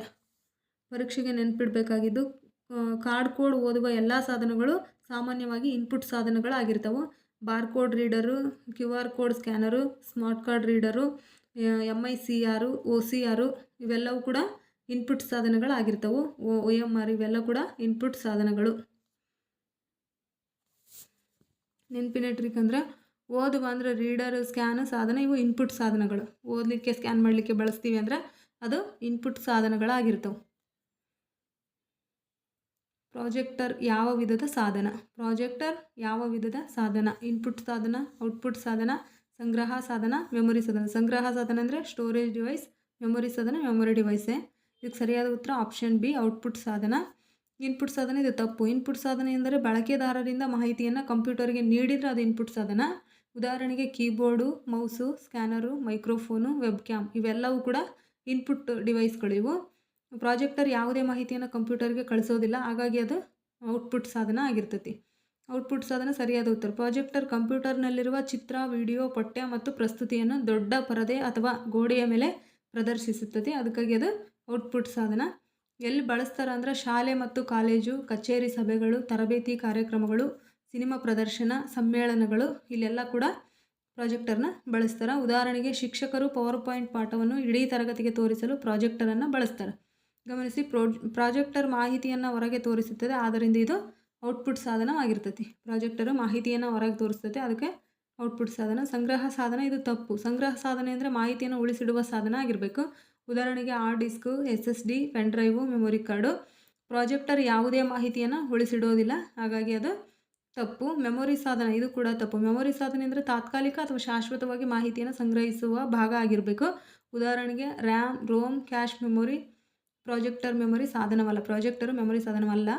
ಪರೀಕ್ಷೆಗೆ ನೆನಪಿಡಬೇಕಾದಿದ್ದು ಔಟ್ಪುಟ್ ಸಾಧನಗಳು monitor, printer, speaker, headphone, projector ಇವೆಲ್ಲ ಕೂಡ ಔಟ್ಪುಟ್ ಸಾಧನಗಳು. ಔಟ್ಪುಟ್ ಸಾಧನಗಳು monitor, printer, speaker, headphone, projector. Input ಸಾಧನಗಳು ಅಂತ ಕೇಳಿದ್ರೆ keyboard, mouse, scanner, microphone, light pen ಇವೆಲ್ಲವೂ ಕೂಡ ಇನ್ಪುಟ್ ಸಾಧನಗಳು. ನೆನಪಿನ ಟ್ರಿಕ್ ಅಂದರೆ ತೋರಿಸುವ ಎಲ್ಲ ಸಾಧನಗಳು ಕೂಡ ಔಟ್ಪುಟ್ ಸಾಧನಗಳಾಗಿರ್ತವೆ. ನಮಗೇನು ಕಣ್ಣಿಗೆ ಕಾಣಿಸಂಗೆ ತೋರಿಸ್ತವಲ್ಲ ಅವೆಲ್ಲವೂ ಕೂಡ ಔಟ್ಪುಟ್ ಸಾಧನಗಳು. ಮಾನಿಟರ್ ಹೊರಗೆ ತೋರಿಸುತ್ತದೆ, ಪ್ರಾಜೆಕ್ಟರ್ ಕೂಡ ತೋರಿಸ್ತದೆ. VO ಪರೀಕ್ಷೆಯಲ್ಲಿ ಕೇಳಬಹುದು, ಅಂದರೆ ಕೇಳುವಂಥ ಸಾಧ್ಯತೆ. ಪ್ರಾಜೆಕ್ಟರ್ ಯಾವ ವಿಧದ ಸಾಧನ? ಪ್ರಾಜೆಕ್ಟರನ್ನು ಎಲ್ಲಿ ಬಳಸುತ್ತಾರೆ? ಮಾನಿಟರ್ ಮತ್ತು ಪ್ರಾಜೆಕ್ಟರ್ ನಡುವಿನ ವ್ಯತ್ಯಾಸ. ಇವನ್ನ ನೀವು ಕಮೆಂಟ್ ಮಾಡಿರಿ ಫ್ರೆಂಡ್ಸ್, ಆನ್ಸರ್ನ ಕಮೆಂಟ್ ಮಾಡಿ. ಪ್ರಾಜೆಕ್ಟರ್ ಯಾವ ವಿಧದ ಸಾಧನ, ಪ್ರಾಜೆಕ್ಟರ್ನ ಎಲ್ಲಿ ಬಳಸ್ತಾರ, ಮತ್ತು ಮಾನಿಟರು ಮತ್ತು ಪ್ರಾಜೆಕ್ಟರ್ ನಡುವಿನ ವ್ಯತ್ಯಾಸವನ್ನು ಕಮೆಂಟ್ ಮಾಡಿ.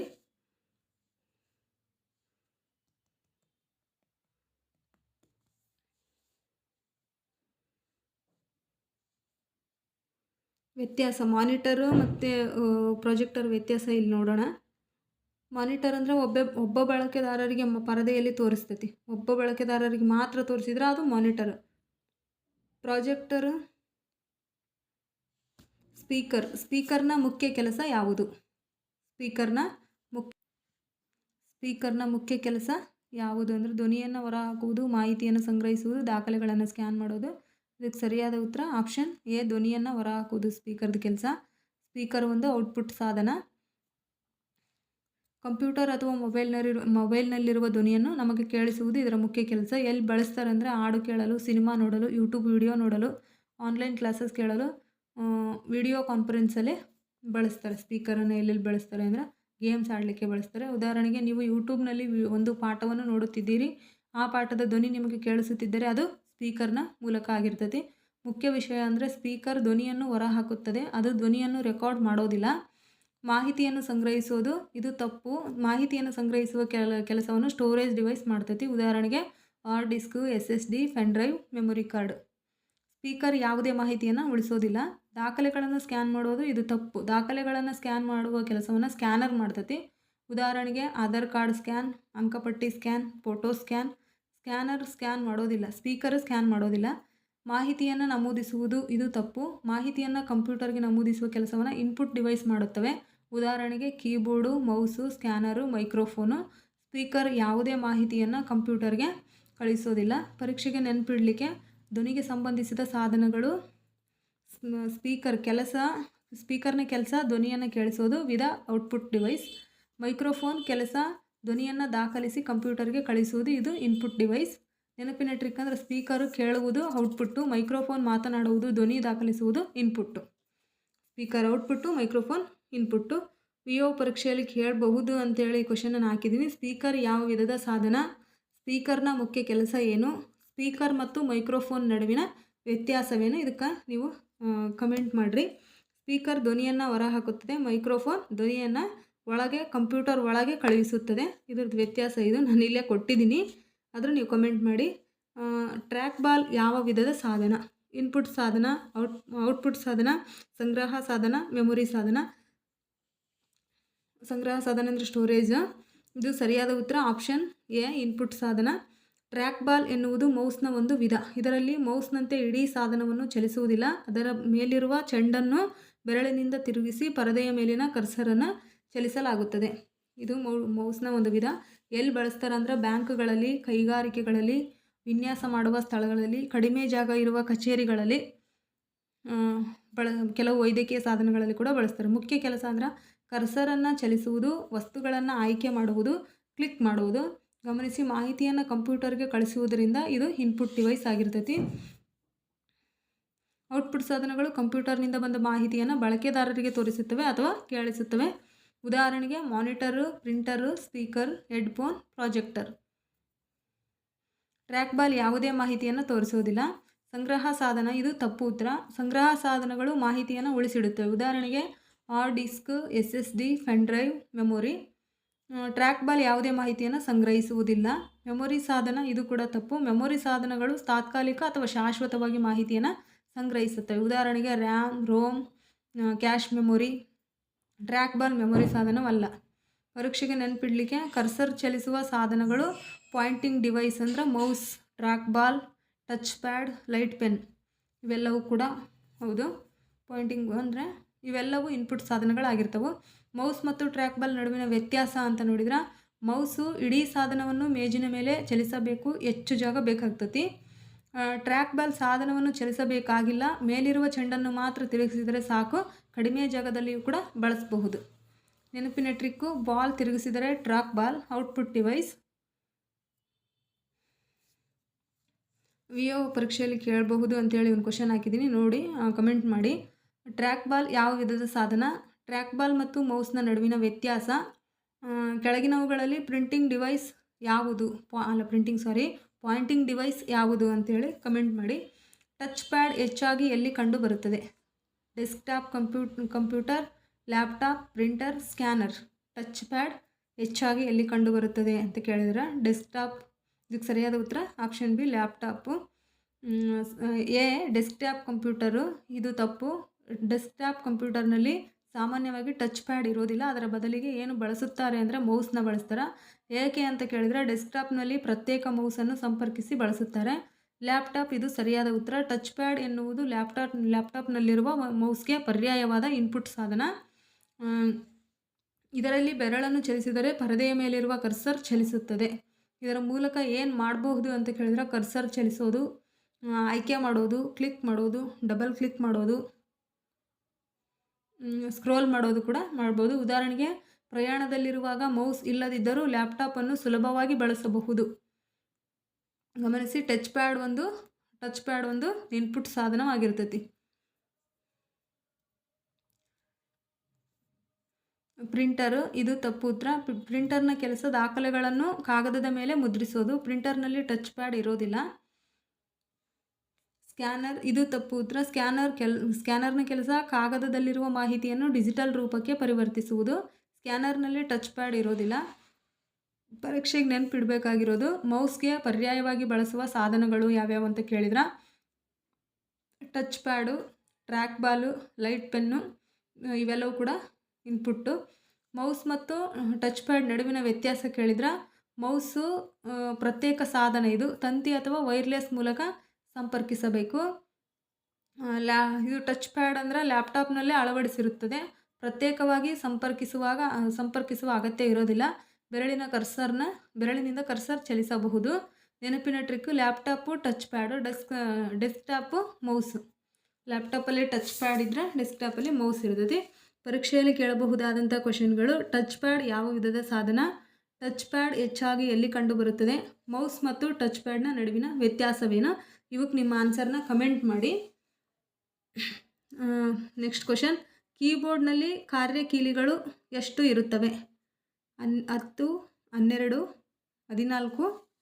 ಆಪ್ಷನ್ ಡಿ 16 ಇರಬೇಕು.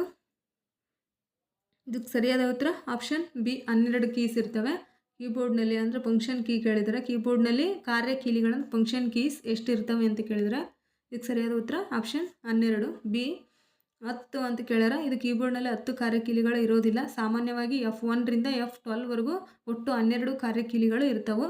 ಆದ್ದರಿಂದ 10 ಸರಿಯಾದ ಉತ್ತರವಲ್ಲ. 12 ಇದು ಸರಿಯಾದ ಉತ್ತರ. ಸಾಮಾನ್ಯ ಕಂಪ್ಯೂಟರ್ ಕೀಬೋರ್ಡ್ನಲ್ಲಿ F1, F2, F3 ಇಂದ ಹಿಡಿದು F12ವರೆಗೂ ಒಟ್ಟು 12 ಕಾರ್ಯಕೀಲಿಗಳು ಅಂದರೆ ಫಂಕ್ಷನ್ ಕೀಸ್ ಇರ್ತವೆ. ಇವುಗಳ ಉಪಯೋಗ ಅಂತ ಕೇಳಿದ್ರೆ F1 ಸಹಾಯ ಅಂದರೆ ಎಲ್ಪ್, ತೆರೆಯಲು ಸಹಾಯ ಮಾಡ್ತೈತಿ, ಎಲ್ಪ್. F2 ಕಡತ ಅಥವಾ ಫೋಲ್ಡರ್ಗೆ ಹೊಸ ಹೆಸರು ರೀನೇಮನ್ನು ನೀಡಲು. F3 ಹುಡುಕಲು ಅಂದರೆ ಸರ್ಚ್ ಮಾಡಲು F3. F4 ಕೆಲವು ತಂತ್ರಾಂಶಗಳಲ್ಲಿ ವಿಳಾಸ ಪಟ್ಟಿಯನ್ನು ತೆರೆಯಲು. ಅಲ್ಟ್ರಾ ಪ್ಲಸ್ F4 ತೆರೆದಿರುವ ಕಿಟಕಿಯನ್ನು ವಿಂಡೋ ಮುಚ್ಚಲು ಬಳಸ್ತೀವಿ. F5 ಪುಟವನ್ನು ಮರುಲೋಡ್ ರೀಫ್ರೆಶ್ ಮಾಡಲು F5 ಬಳಸ್ತೀವಿ. ಇವು ಕೀಸು ಕೇಳ್ತಾರೆ ಫ್ರೆಂಡ್ಸ್, ಇದನ್ನು ಚೆನ್ನಾಗಿ ನೆನಪಿಟ್ಕೊಳ್ಳಿ. F6 ವಿಳಾಸ ಪಟ್ಟಿಗೆ ಅಂದರೆ ಅಡ್ರೆಸ್ ಬಾರ್ಗೆ ಹೋಗಲು F6. F7 ಅಕ್ಷರ ದೋಷ ಸ್ಪೆಲ್ಲಿಂಗ್ ಪರೀಕ್ಷಿಸಲು ಅಂದರೆ ಸ್ಪೆಲ್ಲಿಂಗ್ ಮಿಸ್ಟೇಕ್ನ ಪರಿಶೀಲಿಸಲು MS ವರ್ಡ್ನಲ್ಲಿ ಬಳಸ್ತಾರೆ. F8 ಕೆಲವು ವ್ಯವಸ್ಥೆಗಳಲ್ಲಿ ಆರಂಭಿಕ ಆಯ್ಕೆಗಳು ಅಂದರೆ ಬೂಟ್ ಆಪ್ಷನ್ಸನ್ನು ಬಳಸ್ತಾರೆ. F9 ಕೆಲವು ತಂತ್ರಾಂಶಗಳಲ್ಲಿ ವಿಶೇಷ ಕಾರ್ಯಗಳಿಗೆ ಬಳಸ್ತಾರೆ. F10 ಮೆನು ಪಟ್ಟಿಯನ್ನು ಪರಿಶೀಲಿಸಲು ಬಳಸ್ತಾರೆ.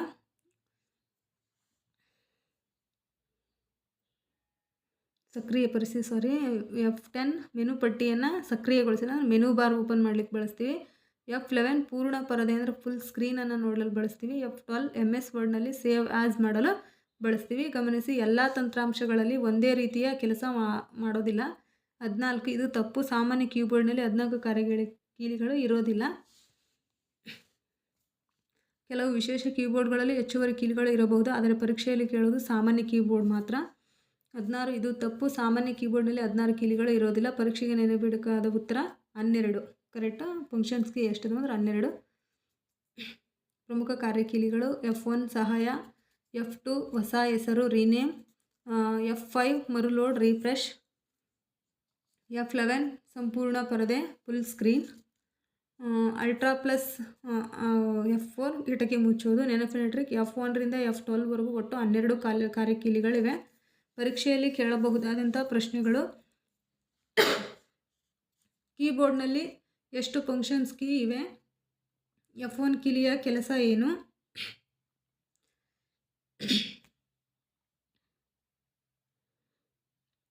ಇವಕ್ಕೆ ನಿಮ್ಮ ಉತ್ತರನ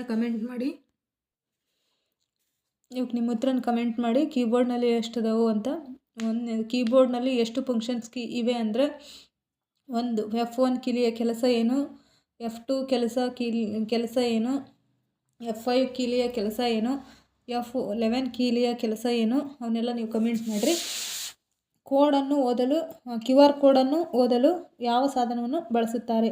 QR code scanner, plotter, printer, speaker. ಇದಕ್ಕೆ ಸರಿಯಾದ ಉತ್ತರ ಆಪ್ಷನ್ ಎ. QR ಕೋಡ್ ಸ್ಕ್ಯಾನರನ್ನು ಬಳಸ್ತೀವಿ QR ಕೋಡನ್ನು ಓದಲು. ಆಪ್ಷನ್ ಎ ಸರಿಯಾದ ಉತ್ತರ ಆಪ್ಷನ್ ಎ. ಕ್ವಿಕ್ ರೆಸ್ಪಾನ್ಸ್, ಇದು QR ಫುಲ್ ಫಾರ್ಮ್ ಏನಂದರೆ ಕ್ವಿಕ್ ರೆಸ್ಪಾನ್ಸ್ ಕೋಡ್ ಎಂಬುದು ಕಪ್ಪು ಬಿಳಿ ಚೌಕಾಕಾರದ ಸಂಕೇತದ ಕೋಡ್ ಆಗಿದೆ. ಇದರಲ್ಲಿ ವೆಬ್ಸೈಟ್, ಪಾವತಿ ಮಾಹಿತಿ, ಸಂಪರ್ಕ ಸಂಖ್ಯೆ, ಪಠ್ಯ ಮುಂತಾದ ಮಾಹಿತಿಯನ್ನು ಸಂಗ್ರಹಿಸಬಹುದು. QR ಕೋಡ್ ಸ್ಕ್ಯಾನರ್ನ ಕೆಲಸ ಅಂದರೆ QR ಕೋಡನ್ನು ಓದೋದು, ಅದರಲ್ಲಿರುವ ಮಾಹಿತಿಯನ್ನು ಮೊಬೈಲ್ ಅಥವಾ ಕಂಪ್ಯೂಟರ್ಗೆ ಕಳಿಸೋದು ಆಗಿರ್ತೈತಿ. ಎಲ್ಲಿ ಬಳಸ್ತಾರೆ ಅಂದರೆ UPI ಪಾವತಿ, ಫೋನ್ಪೇ, ಗೂಗಲ್ ಪೇ ಇಲ್ಲೆಲ್ಲ ಬಳಸ್ತಾರೆ. ವಾಟ್ಸಾಪ್ ವೆಬ್ ತೆರೆಯಲು, ವೆಬ್ಸೈಟ್ ತೆರೆಯಲು, ಟಿಕೆಟ್ ಪರಿಶೀಲನೆ, ಉತ್ಪನ್ನದ ಮಾಹಿತಿ ಪಡೆಯಲು ಕೂಡ QR ಕೋಡನ್ನು ಬಳಸ್ತೇವೆ. ವಾಟ್ಸಾಪ್ ವೆಬ್ ತೆರೆಯೋಕೆ, ವೆಬ್ಸೈಟ್ ತೆರೆಯಲು, ಟಿಕೆಟ್ ಪರಿಶೀಲನೆ, ಉತ್ಪನ್ನದ ಮಾಹಿತಿ ಪಡೆಯಲು ಕೂಡ ಬಳಸ್ತೀವಿ. ಇದು ಮಾಹಿತಿಯನ್ನು ಪ್ಲಾಟರ್ ಇದು ತಪ್ಪು ಉತ್ತರ. ಪ್ಲಾಟರ್ ಒಂದು ಔಟ್ಪುಟ್ ಸಾಧನ. ಇದ್ರ ಕೆಲಸ ಅಂತ ಕೇಳಿದ್ರೆ ದೊಡ್ಡ ನಕ್ಷೆಗಳು, ಕಟ್ಟಡದ ವಿನ್ಯಾಸ, ಇಂಜಿನಿಯರಿಂಗ್ ಚಿತ್ರಗಳು ಇವುಗಳನ್ನು ಮುದ್ರಿಸಲು ಬಳಸ್ತಾರೆ. QR ಕೋಡ್ ಓದಲು ಪ್ಲಾಟರನ್ನು ಬಳಸೋದಿಲ್ಲ. ಪ್ರಿಂಟರ್ ಇದು ಕೂಡ ತಪ್ಪು. ಪ್ರಿಂಟರ್ನ ಕೆಲಸ ಮುದ್ರಿಸುವುದು. ಪ್ರಿಂಟರ್ QR ಕೋಡನ್ನು ಮುದ್ರಿಸಬಹುದಾದರೆ ಓದಲು ಸಾಧ್ಯವಿಲ್ಲ. ಉದಾಹರಣೆ, ರಸೀದಿಯಲ್ಲಿ QR ಕೋಡನ್ನು ಮುದ್ರಿಸೋದು. ಸ್ಪೀಕರು ಇದು ತಪ್ಪು. ಸ್ಪೀಕರ್ ಒಂದು ಔಟ್ಪುಟ್ ಸಾಧನ. ಇದರ ಕೆಲಸ ಅಂದರೆ ಧ್ವನಿಯನ್ನು ಕೇಳಿಸೋದು. QR ಕೋಡ್ ಓದುವ ಕೆಲಸವನ್ನು ಸ್ಪೀಕರ್ ಮಾಡೋದಿಲ್ಲ. ಪರೀಕ್ಷೆಗೆ ನೆನಪಿಡಬೇಕಾದಿದ್ದು ಓದುವ ಅಥವಾ ರೀಡರ್ ಸ್ಕ್ಯಾನರ್ ಸಾಧನಗಳು ಅಂತ ಕೇಳಿದ್ರೆ barcode reader, QR code scanner, smart card reader, OCR, OMR, MICR. Barcode ಮತ್ತು QR ಕೋಡ್ ನಡುವಿನ ವ್ಯತ್ಯಾಸ ಅಂತ ಕೇಳಿದ್ರೆ ಬಾರ್ಕೋಡ್ ನೇರ ಗೆರೆಗಳ ರೂಪದಲ್ಲಿ ಇರುತ್ತದೆ, ಕಡಿಮೆ ಮಾಹಿತಿಯನ್ನು ಸಂಗ್ರಹಿಸುತ್ತದೆ, ಅಂಗಡಿಗಳಲ್ಲಿ ಹೆಚ್ಚು ಬಳಸ್ತಾರೆ. QR ಕೋಡ್ ಅಂದರೆ ಚೌಕಾಕಾರದ ರೂಪದಲ್ಲಿ ಇರ್ತೈತಿ, ಹೆಚ್ಚು ಮಾಹಿತಿಯನ್ನು ಸಂಗ್ರಹಿಸಬಹುದು. UPI ಪಾವತಿ, ವೆಬ್ಸೈಟ್, ಟಿಕೆಟ್ ಮುಂತಾದವುಗಳಲ್ಲಿ ಬಳಸ್ತಾರೆ. ಸ್ಕ್ಯಾನರ್ ರೀಡರ್ ಅಂದರೆ ಇನ್ಪುಟ್ ಸಾಧನ. ಪರೀಕ್ಷೆಯಲ್ಲಿ ಕೇಳ್ಬೋದು. ಸ್ಕ್ಯಾನರ್ ರೀಡರ್ ಅಂದರೆ ಪರೀಕ್ಷೆಯಲ್ಲಿ ಕೇಳ್ಬೋದಾದಂಥ ಕ್ವಶನ್ಗಳು. QR ಕೋಡ್ ಸ್ಕ್ಯಾನರ್ ಯಾವ ವಿಧದ ಸಾಧನ? ಬಾರ್ಕೋಡ್ ರೀಡರ್ ಮತ್ತು QR ಕೋಡ್ ಸ್ಕ್ಯಾನರ್ನ ಯಾವ ವರ್ಗಕ್ಕೆ ಸೇರ್ತವು? ಬಾರ್ಕೋಡ್ ಮತ್ತು QR ಕೋಡ್ ನಡುವಿನ ವ್ಯತ್ಯಾಸ ಏನಂತೇಳಿ ನೀವು ಕಮೆಂಟ್ ಮಾಡಿರಿ. ಮಾನಿಟರ್ನ ಮುಖ್ಯ ಕೆಲಸ ಯಾವುದು?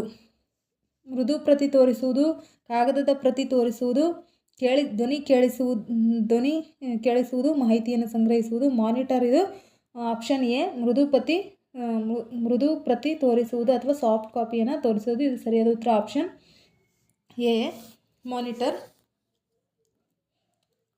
ಮೃದು ಪ್ರತಿ ತೋರಿಸುವುದು ಸರಿಯಾದ ಉತ್ತರ ಆಪ್ಷನ್ ಎ. ಮಾನಿಟರ್ ಅಂದರೆ ಒಂದು ಔಟ್ಪುಟ್ ಸಾಧನ.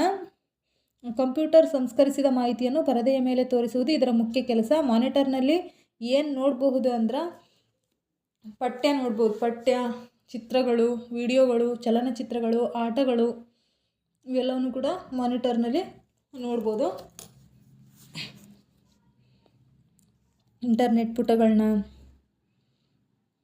MS Word, Excel, PowerPoint ಮುಂತಾದ ತಂತ್ರಾಂಶಗಳನ್ನು ನೋಡ್ಬೋದು. ಉದಾಹರಣೆಗೆ ನೀವು ಯೂಟ್ಯೂಬ್ನಲ್ಲಿ ಪಾಠ ನೋಡುತ್ತಿರುವಾಗ ಆ ವಿಡಿಯೋ ಕಾಣುವುದು ಇದ್ರದ್ದು ಒಂದು ಮೂಲ. ಗಮನಿಸಿ, ಮಾನಿಟರ್ನಲ್ಲಿ ಕಾಣುವ ಮಾಹಿತಿಯನ್ನು ಸಾಫ್ಟ್ ಕಾಪಿ ಎಂದು ಕರೆಯುತ್ತಾರೆ. ಅದನ್ನು ಕೈಯಿಂದ ಮುಟ್ಟಲು ಅಥವಾ ಕಾಗದದಂತೆ ಹಿಡಿಯಲು ಸಾಧ್ಯವಿಲ್ಲ. ಕಾಗದದ ಪ್ರತಿ ಅಂದರೆ ಹಾರ್ಡ್ ಕಾಪಿ ನೀಡೋದು, ಇದು ಉತ್ತರ ತಪ್ಪು. ಕಾಗದದ ಮೇಲೆ ಮಾಹಿತಿಯನ್ನು ಮುದ್ರಿಸುವ ಕೆಲಸವನ್ನು ಪ್ರಿಂಟರ್ ಮಾಡುತ್ತದೆ. ಹಾರ್ಡ್ ಕಾಪಿ ಎಂದರೆ ಕಾಗದದ ಮೇಲೆ ಮುದ್ರಿಸಿದ ಮಾಹಿತಿಯನ್ನು ಹಾರ್ಡ್ ಕಾಪಿ ಅಂತ ಹೇಳಿ ಕರಿತೀವಿ. ಉದಾಹರಣೆಗೆ ಅಂಕಪಟ್ಟಿ, ಆಧಾರ್ ಕಾರ್ಡ್ ಪ್ರಿಂಟ್, ಅರ್ಜಿ ಪ್ರಿಂಟ್, ಫೋಟೋ ಪ್ರಿಂಟ್ ಇವೆಲ್ಲ ಕೂಡ ಪ್ರಿಂಟರ್ಗೆ ಸಂಬಂಧಪಟ್ಟಿದ್ದು. ಮಾನಿಟರ್ ಹಾರ್ಡ್ ಕಾಪಿ ಅಲ್ಲ. ಧ್ವನಿ ಕೇಳಿಸೋದು ಇದು ತಪ್ಪು. ಧ್ವನಿಯನ್ನು ಕೇಳಿಸುವ ಕೆಲಸವನ್ನು ಸ್ಪೀಕರ್ ಅಥವಾ ಹೆಡ್ಫೋನ್ ಮಾಡ್ತತಿ. ಉದಾಹರಣೆಗೆ ಹಾಡು ಕೇಳೋದು, ಸಿನಿಮಾ ಧ್ವನಿ, ಆನ್ಲೈನ್ ತರಗತಿಯ ಧ್ವನಿ. ಮಾನಿಟರ್ನ ಮುಖ್ಯ ಕೆಲಸ ಧ್ವನಿ ನೀಡುವುದು ಅಲ್ಲ. ಕೆಲವು ಮಾನಿಟರ್ಗಳಲ್ಲಿ ಸ್ಪೀಕರ್ ಇದ್ದರೂ ಅದರ ಮುಖ್ಯ ಕಾರ್ಯ ಚಿತ್ರವನ್ನು ತೋರಿಸೋದು ಮಾತ್ರ ಆಗಿರ್ತತಿ. ಮಾಹಿತಿಯನ್ನು ಸಂಗ್ರಹಿಸುವುದು ಇದು ಕೂಡ ತಪ್ಪು. ಮಾಹಿತಿಯನ್ನು ಸಂಗ್ರಹಿಸುವ ಕೆಲಸವನ್ನು ಸಂಗ್ರಹ ಸಾಧನಗಳು ಮಾಡ್ತವೆ. ಉದಾಹರಣೆಗೆ hard disk, SSD, pen drive, memory card. Monitor ಯಾವುದೇ ಮಾಹಿತಿಯನ್ನು ನೀಡೋದಿಲ್ಲ. ಸಾಫ್ಟ್ ಕಾಪಿ ನೀಡುವ ಸಾಧನ ಅಂದರೆ ಮಾನಿಟರ್. ಹಾರ್ಡ್ ಕಾಪಿ ನೀಡುವ ಸಾಧನ ಅಂದರೆ ಪ್ರಿಂಟರ್. ಧ್ವನಿ ನೀಡುವ ಸಾಧನ ಸ್ಪೀಕರು, ಹೆಡ್ಫೋನು. ಮಾಹಿತಿಯನ್ನು ಸಂಗ್ರಹಿಸುವ ಸಾಧನ ಅಂದರೆ hard disk, SSD, pen drive. Soft copy ಮತ್ತು ಹಾರ್ಡ್ ಕಾಪಿ ನಡುವಿನ ವ್ಯತ್ಯಾಸ ಅಂದರೆ ಸಾಫ್ಟ್ ಕಾಪಿ ಪರದೆಯ ಮೇಲೆ ಮಾತ್ರ ಕಾಣುತ್ತದೆ, ತಿದ್ದುಪಡಿ ಮಾಡಬಹುದು. ಉದಾಹರಣೆಗೆ ಮಾನಿಟರ್ನಲ್ಲಿ ಕಾಣುವ ವರ್ಡ್ ಡಾಕ್ಯುಮೆಂಟ್ ಆಗಿರ್ತೈತಿ ಸಾಫ್ಟ್ ಕಾಪಿಗೆ. ಹಾರ್ಡ್ ಕಾಪಿ ಅಂದರೆ ಕಾಗದದ ಮೇಲೆ ಮುದ್ರಿತವಾಗಿರುತ್ತದೆ, ಕೈಯಲ್ಲಿ ಹಿಡಿಯಬಹುದು. ಉದಾಹರಣೆಗೆ ಪ್ರಿಂಟರ್ ಮೂಲಕ ಮುದ್ರಿಸಿದ ದಾಖಲೆ ಆಗಿರ್ತೈತಿ. ನೆನಪಿನ trick: monitor soft copy, printer hard copy. ಪರೀಕ್ಷೆಯಲ್ಲಿ ಕೇಳುವಂಥ ಕ್ವಶನ್ಗಳು: ಮಾನಿಟರ್ ಯಾವ ವಿಧದ ಸಾಧನ? ಸಾಫ್ಟ್ ಕಾಪಿ ಎಂದರೇನು? ಹಾರ್ಡ್ ಕಾಪಿ ಎಂದರೇನು? ಸಾಫ್ಟ್ ಕಾಪಿ ಮತ್ತು ಹಾರ್ಡ್ ಕಾಪಿ ನಡುವಿನ ವ್ಯತ್ಯಾಸವನ್ನು ನೀವು ಕಮೆಂಟ್ ಮಾಡಿರಿ. ಮೈಕ್ರೋಫೋನ್ ಯಾವ ವಿಧದ ಸಾಧನ? ಮೈಕ್ರೋಫೋನ್ ಯಾವ ವಿಧದ ಸಾಧನ? ಇನ್ಪುಟ್ ಸಾಧನ, ಔಟ್ಪುಟ್ ಸಾಧನ, ಸಂಗ್ರಹ ಸಾಧನ ಅಥವಾ ಸ್ಟೋರೇಜ್ ಡಿವೈಸ್, ಮೆಮೊರಿ ಸಾಧನ, ಮೆಮೊರಿ ಡಿವೈಸ್. ಇದಕ್ಕೆ ಸರಿಯಾದ ಉತ್ತರ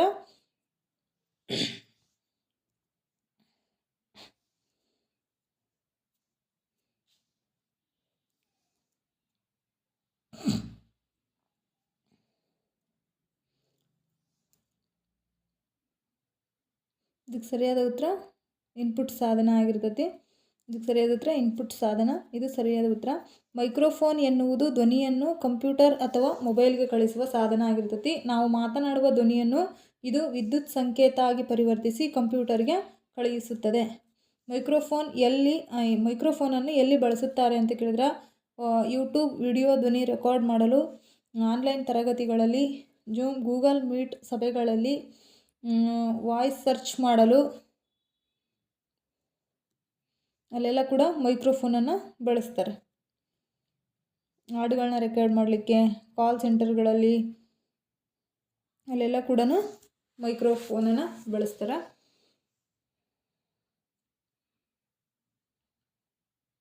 ಉದಾಹರಣೆಗೆ ನೀವು ಯೂಟ್ಯೂಬ್ನಲ್ಲಿ ಪಾಠ ಹೇಳಿ ವಿಡಿಯೋ ಮಾಡುತ್ತಿದ್ದೀರಿ, ಅದು ಕೂಡ ಮೈಕ್ರೋಫೋನ್ಗೆ ಉದಾಹರಣೆ. ನೀವು ಮಾತನಾಡುವ ಧ್ವನಿಯನ್ನು ಮೈಕ್ರೋಫೋನ್ ಸೆರೆ ಹಿಡಿದು ಕಂಪ್ಯೂಟರ್ ಅಥವಾ ಮೊಬೈಲ್ಗೆ ಕಳುಹಿಸುತ್ತದೆ. ನಂತರ ಆ ಧ್ವನಿಯನ್ನು ಸ್ಪೀಕರ್ ಮೂಲಕ ನಾವು ಕೇಳಬಹುದು. ಆದ್ದರಿಂದ ಮೈಕ್ರೋಫೋನ್ ಒಂದು ಇನ್ಪುಟ್ ಡಿವೈಸ್. ಔಟ್ಪುಟ್ ಸಾಧನ ಇದು ತಪ್ಪು ಉತ್ತರ. ಔಟ್ಪುಟ್ ಸಾಧನಗಳು ಕಂಪ್ಯೂಟರ್ನ ಮಾಹಿತಿಯನ್ನು ಬಳಕೆದಾರರಿಗೆ ತೋರಿಸುತ್ತವೆ ಅಥವಾ ಕೇಳಿಸುತ್ತವೆ. ಉದಾಹರಣೆಗೆ ಮಾನಿಟರ್ ಚಿತ್ರ ತೋರಿಸುತ್ತದೆ, ಸ್ಪೀಕರ್ ಧ್ವನಿ ಕೇಳಿಸುತ್ತದೆ, ಪ್ರಿಂಟರು ಕಾಗದದಲ್ಲಿ ಮುದ್ರಿಸುತ್ತದೆ, ಪ್ರಾಜೆಕ್ಟರ್ ದೊಡ್ಡ ಪರದೆಯಲ್ಲಿ ತೋರಿಸುತ್ತದೆ. ಮೈಕ್ರೋಫೋನ್ ಯಾವುದೇ ಮಾಹಿತಿಯನ್ನು ಹೊರಗೆ ತೋರಿಸುವುದಿಲ್ಲ. ಸಂಗ್ರಹ ಸಾಧನ, ಸ್ಟೋರೇಜ್ ಡಿವೈಸ್. ಸಂಗ್ರಹ ಸಾಧನಗಳು ಮಾಹಿತಿಯನ್ನು ಉಳಿಸುತ್ತವೆ. ಉದಾಹರಣೆಗೆ hard disk, SSD, pen drive, memory card ಇವೆಲ್ಲವೂ ಕೂಡ, CD, DVD ಇವೆಲ್ಲ ಕೂಡ ಸಂಗ್ರಹ ಸಾಧನಗಳಾಗಿರ್ತವೆ. ಮೈಕ್ರೋಫೋನ್ ಮಾಹಿತಿಯನ್ನು ಸಂಗ್ರಹಿಸೋದಿಲ್ಲ. ಮೆಮೊರಿ ಸಾಧನಗಳು ಮಾಹಿತಿಯನ್ನು ತಾತ್ಕಾಲಿಕ ಅಥವಾ ಶಾಶ್ವತವಾಗಿ ಸಂಗ್ರಹಿಸ್ತವೆ. ಉದಾಹರಣೆಗೆ ರ್ಯಾಮ್, ರೋಮ್, ಕ್ಯಾಶ್ ಮೆಮೊರಿ ಇವೆಲ್ಲವೂ ಕೂಡ. ಮೈಕ್ರೋಫೋನ್ ಮೆಮೊರಿ ಸಾಧನವಲ್ಲ. ಇದು ಅಂದರೆ ಮೈಕ್ರೋಫೋನ್ ಕೆಲಸ ಧ್ವನಿಯನ್ನು ಕಂಪ್ಯೂಟರ್ಗೆ ಕಳಿಸೋದು. ವಿಧ ಇನ್ಪುಟ್ ಸಾಧನ. ಸ್ಪೀಕರ್ ಕೆಲಸ ಕಂಪ್ಯೂಟರ್ನ ಧ್ವನಿಯನ್ನು ಕೇಳಿಸೋದು. ವಿಧ ಔಟ್ಪುಟ್ ಸಾಧನ. ಮೈಕ್ರೋಫೋನ್ ಮತ್ತು ಸ್ಪೀಕರ್ ನಡುವಿನ ವ್ಯತ್ಯಾಸ ಕೇಳ್ಯಾರ. ಮೈಕ್ರೋಫೋನ್ ಧ್ವನಿಯನ್ನು ಕೆಳಗೆ ಕಂಪ್ಯೂಟರ್ಗೆ ಕಳುಹಿಸುತ್ತದೆ. ಮೈಕ್ರೋಫೋನ್ ಧ್ವನಿಯನ್ನು ಒಳಗೆ ಅಂದರೆ ಕಂಪ್ಯೂಟರ್ಗೆ ಕಳುಹಿಸುತ್ತದೆ. ಇದು ಇನ್ಪುಟ್ ಸಾಧನ. ವಾಯ್ಸ್ ರೆಕಾರ್ಡಿಂಗಿಗೆ ಸಂಬಂಧಪಟ್ಟಿದೆ. ಇದು ಸ್ಪೀಕರು ಧ್ವನಿಯನ್ನು ಹೊರಗೆ ಅಂದರೆ ಬಳಕೆದಾರರಿಗೆ ಕೇಳಿಸ್ತತಿ. ಇದು ಔಟ್ಪುಟ್ ಸಾಧನ. ಆಡಿಯೋ ಕೇಳಲು ಬಳಸ್ತಾರೆ. ನೆನಪಿನ ಟ್ರಿಕ್. ಮೈಕ್ ಅಂದರೆ ಮಾತನಾಡುವುದು, ಇದು ಇನ್ಪುಟ್ಟು. ಸ್ಪೀಕರ್ ಅಂದರೆ ಕೇಳುವುದು, ಇದು ಔಟ್ಪುಟ್ಟು. ಮೈಕ್ ಅಂದರೆ ಮಾತಾಡಲಿಕ್ಕೆ, ಅದು ಮಾತಾಡಿದ್ರೆ ಅದು ಇನ್ಪುಟ್ಟು. ಸ್ಪೀಕರ್ ಅಂದರೆ ಕೇಳಿದರೆ ಅದು ಕೇಳೋದು, ಇದು ಔಟ್ಪುಟ್ಟು. VAO KPSCಯಲ್ಲಿ ಎಲ್ಲ ಎಕ್ಸಾಮ್ಗಳಲ್ಲಿ ಕೇಳುವಂಥ ಕ್ವಶನ್ಗಳನ್ನ ನಾನು ಒಂದೊಂದು ಹಾಕಿದ್ದೀನಿ, ಅದಕ್ಕೆ ನೀವು ಆನ್ಸರ್ ಮಾಡಿ. ಮೈಕ್ರೋಫೋನ್ ಯಾವ ವಿಧದ ಸಾಧನ? ಸ್ಪೀಕರ್ ಮತ್ತು ಮೈಕ್ರೋಫೋನ್ ನಡುವಿನ ವ್ಯತ್ಯಾಸ. ಧ್ವನಿಯನ್ನು ಕಂಪ್ಯೂಟರ್ಗೆ ಕಳಿಸುವ ಸಾಧನ. ಧ್ವನಿಯನ್ನು ಬಳಕೆದಾರರಿಗೆ ಕೇಳಿಸುವ ಸಾಧನ ಯಾವುದು? ಇವೆಲ್ಲವಕ್ಕೂ ಕೂಡ ನಿಮ್ಮ ಆನ್ಸರ್ನ ಕಮೆಂಟ್ ಮಾಡಿ. ಕಂಪ್ಯೂಟರ್ನಲ್ಲಿ ಕರ್ಸರನ್ನು ಚಲಿಸಲು ಹೆಚ್ಚಾಗಿ ಬಳಸುವ ಸಾಧನ ಯಾವುದು? Keyboard, mouse, monitor, printer.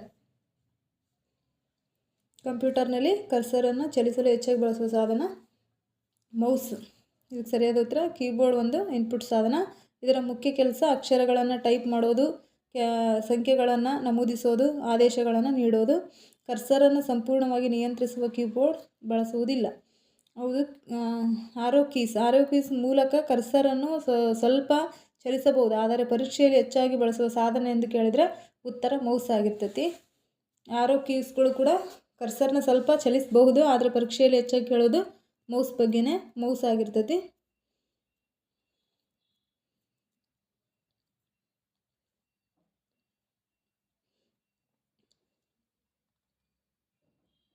ಉದಾಹರಣೆಗೆ ಪತ್ರ ಟೈಪ್ ಮಾಡೋದು, ಪಾಸ್ವರ್ಡ್ ನಮೂದಿಸೋದು ಕೂಡ ಮೌಸ್. ಇದು ಸರಿಯಾದ ಉತ್ತರ. ಮೌಸ್ ಒಂದು ಇನ್ಪುಟ್ ಸಾಧನ ಹಾಗೂ ಸೂಚಕ ಸಾಧನ.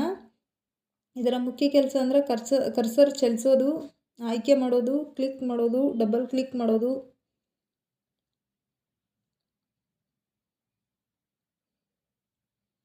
ಉದಾಹರಣೆಗೆ ಒಂದು ಕಡತ ತೆರೆಯಲು, ಯೂಟ್ಯೂಬ್ ವಿಡಿಯೋ ಆಯ್ಕೆ ಮಾಡಲು, ಫೋಟೋವನ್ನು ಒಂದು ಫೋಲ್ಡರ್ನಿಂದ ಇನ್ನೊಂದಕ್ಕೆ ಸ್ಥಳಾಂತರಿಸಲು. ಗಮನಿಸಿ, ಕರ್ಸರನ್ನು ನಿಯಂತ್ರಿಸುವ ಪ್ರಮುಖ ಸಾಧನ ಅಂದರೆ ಮೌಸ್ ಆಗಿರ್ತೈತಿ. ಕರ್ಸರನ್ನು ನಿಯಂತ್ರಿಸುವ ಪ್ರಮುಖ ಸಾಧನ ಮೌಸ್. ಮಾನಿಟರ್ ಇದು ತಪ್ಪು ಉತ್ತರ. ಮಾನಿಟರ್ ಒಂದು ಔಟ್ಪುಟ್ ಸಾಧನ. ಇದ್ರ ಕೆಲಸ ಅಂದರೆ ಚಿತ್ರ ತೋರಿಸೋದು, ವಿಡಿಯೋ ತೋರಿಸೋದು, ಪಠ್ಯ ತೋರಿಸೋದು ಇದ್ರ ಕೆಲಸ ಆಗಿರ್ತೈತಿ. ಮಾನಿಟರ್ ಕರ್ಸರನ್ನು ಚಲಿಸುವುದಿಲ್ಲ, ಕರ್ಸರ್ ಮಾತ್ರ ಮಾನಿಟರ್ನಲ್ಲಿ ಕಾಣಿಸುತ್ತದೆ. ಪ್ರಿಂಟರು ಇದು ಕೂಡ ತಪ್ಪು. ಪ್ರಿಂಟರ್ ಒಂದು ಔಟ್ಪುಟ್ ಸಾಧನ. ಇದ್ರ ಕೆಲಸ ಅಂದರೆ ದಾಖಲೆಗಳನ್ನು ಕಾಗದದ ಮೇಲೆ ಮುದ್ರಿಸುವುದು, ಫೋಟೋ ಮುದ್ರಿಸುವುದು, ಪ್ರಮಾಣ ಪತ್ರ ಮುದ್ರಿಸುವುದು ಇದ್ರ ಕೆಲಸ ಆಗಿರ್ತೈತಿ. ಪ್ರಿಂಟರ್ಗೆ ಕರ್ಸರ್ ಚಲಿಸುವುದರೊಂದಿಗೆ ಯಾವುದೇ ಸಂಬಂಧ ಇಲ್ಲ.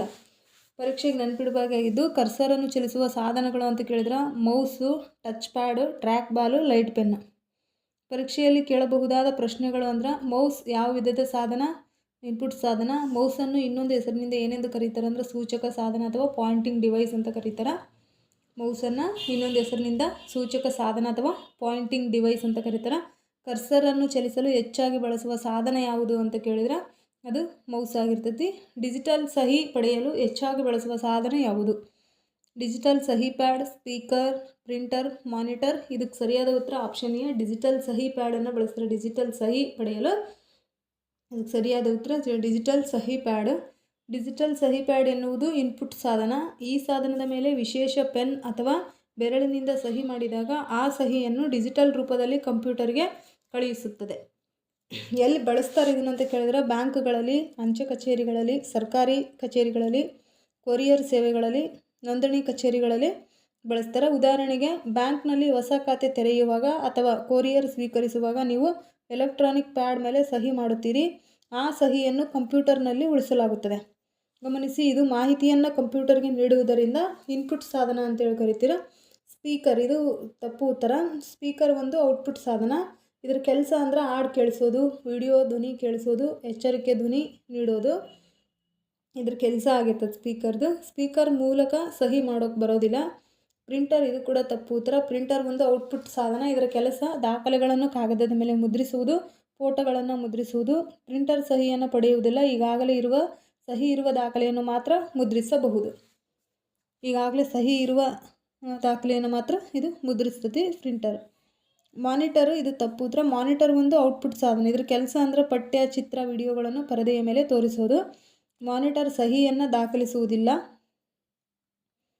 ಪರೀಕ್ಷೆಗೆ ನೆನಪಿಡಬೇಕಾಗಿದ್ದು ಸಹಿಗೆ ಸಂಬಂಧಿಸಿದ ಸಾಧನ ಅಂದರೆ ಡಿಜಿಟಲ್ ಸಹಿ ಪ್ಯಾಡ್ ಇನ್ಪುಟ್ ಸಾಧನ. ಔಟ್ಪುಟ್ ಸಾಧನಗಳು ಅಂತ ಕೇಳಿದ್ರೆ ಮಾನಿಟರು, ಪ್ರಿಂಟರ್, ಸ್ಪೀಕರ್, ಪ್ರಾಜೆಕ್ಟರ್ ಇವೆಲ್ಲವೂ ಕೂಡ ಔಟ್ಪುಟ್ ಸಾಧನಗಳಾಗಿರ್ತವೆ. ಪರೀಕ್ಷೆಯಲ್ಲಿ ಕೇಳಬಹುದಾದ ಪ್ರಶ್ನೆಗಳು: ಡಿಜಿಟಲ್ ಸಹಿ ಪಡೆಯಲು ಯಾವ ಸಾಧನ ಬಳಸುತ್ತಾರೆ ಅಂದರೆ ಡಿಜಿಟಲ್ ಸಹಿ ಪ್ಯಾಡನ್ನು ಬಳಸ್ತಾರೆ. ಡಿಜಿಟಲ್ ಸಹಿ ಪ್ಯಾಡ್ ಯಾವ ವಿಧದ ಸಾಧನ ಅಂದರೆ ಇನ್ಪುಟ್ ಸಾಧನ. ಬ್ಯಾಂಕ್ನಲ್ಲಿ ಗ್ರಾಹಕರ ಸಹಿಯನ್ನು ಡಿಜಿಟಲ್ ರೂಪದಲ್ಲಿ ಪಡೆಯಲು ಯಾವ ಸಾಧನ ಬಳಸ್ತಾರೆ ಅಂದರೆ ಡಿಜಿಟಲ್ ಸಹಿ ಪ್ಯಾಡನ್ನು ಬಳಸ್ತಾರೆ. ಬ್ಯಾಂಕ್ನಲ್ಲಿ ಗ್ರಾಹಕರ ಸಹಿಯನ್ನು ಡಿಜಿಟಲ್ ರೂಪದಲ್ಲಿ ಪಡೆಯಲು ಯಾವ ಸಾಧನವನ್ನು ಬಳಸ್ತಾರೆ ಅಂದರೆ ಡಿಜಿಟಲ್ ಸಹಿ ಪ್ಯಾಡನ್ನು ಬಳಸ್ತಾರೆ.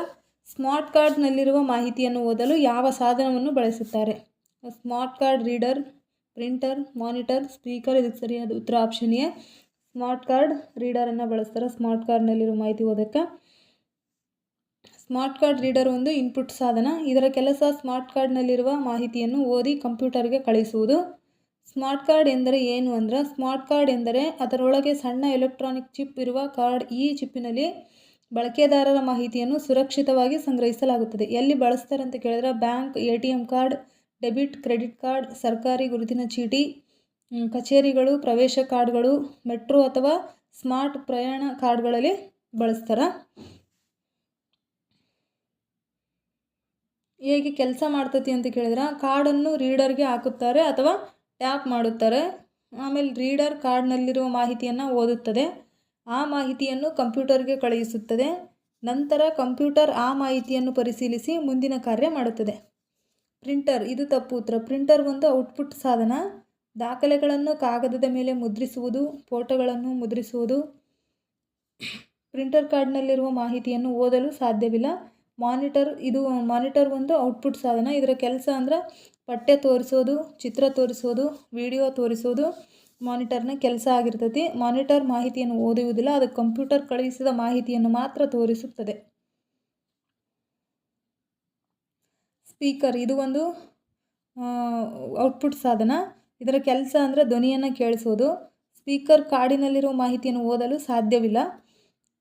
ಪರೀಕ್ಷೆಗೆ ನೆನಪಿಡಬೇಕಾಗಿದ್ದು ಮಾಹಿತಿಯನ್ನು ಓದುವ ಸಾಧನಗಳು ಎಲ್ಲವೂ ಇನ್ಪುಟ್ ಸಾಧನಗಳಾಗಿರ್ತವೆ. Smart card reader, barcode reader, QR code scanner, OCR, OMR, MICR ಇವೆಲ್ಲವೂ ಕೂಡ ಇನ್ಪುಟ್ ಸಾಧನಗಳಾಗಿರ್ತವೆ. ನೆನಪಿನ ಟ್ರಿಕ್ ಅಂದ್ರೆ ರೀಡರ್ ಓದುವ ಸಾಧನ, ಇನ್ಪುಟ್ ಸಾಧನ. ಪರೀಕ್ಷೆಯಲ್ಲಿ ಕೇಳಬಹುದಾದ ಪ್ರಶ್ನೆಗಳು: ಸ್ಮಾರ್ಟ್ ಕಾರ್ಡ್ ರೀಡರ್ ಯಾವ ವಿಧದ ಸಾಧನ? ಸ್ಮಾರ್ಟ್ ಕಾರ್ಡ್ ರೀಡರ್ನ ಮುಖ್ಯ ಕೆಲಸ ಏನು? ATM ಕಾರ್ಡ್ನ ಮಾಹಿತಿಯನ್ನು ಓದಲು ಯಾವ ಸಾಧನ ಬಳಸುತ್ತಾರೆ?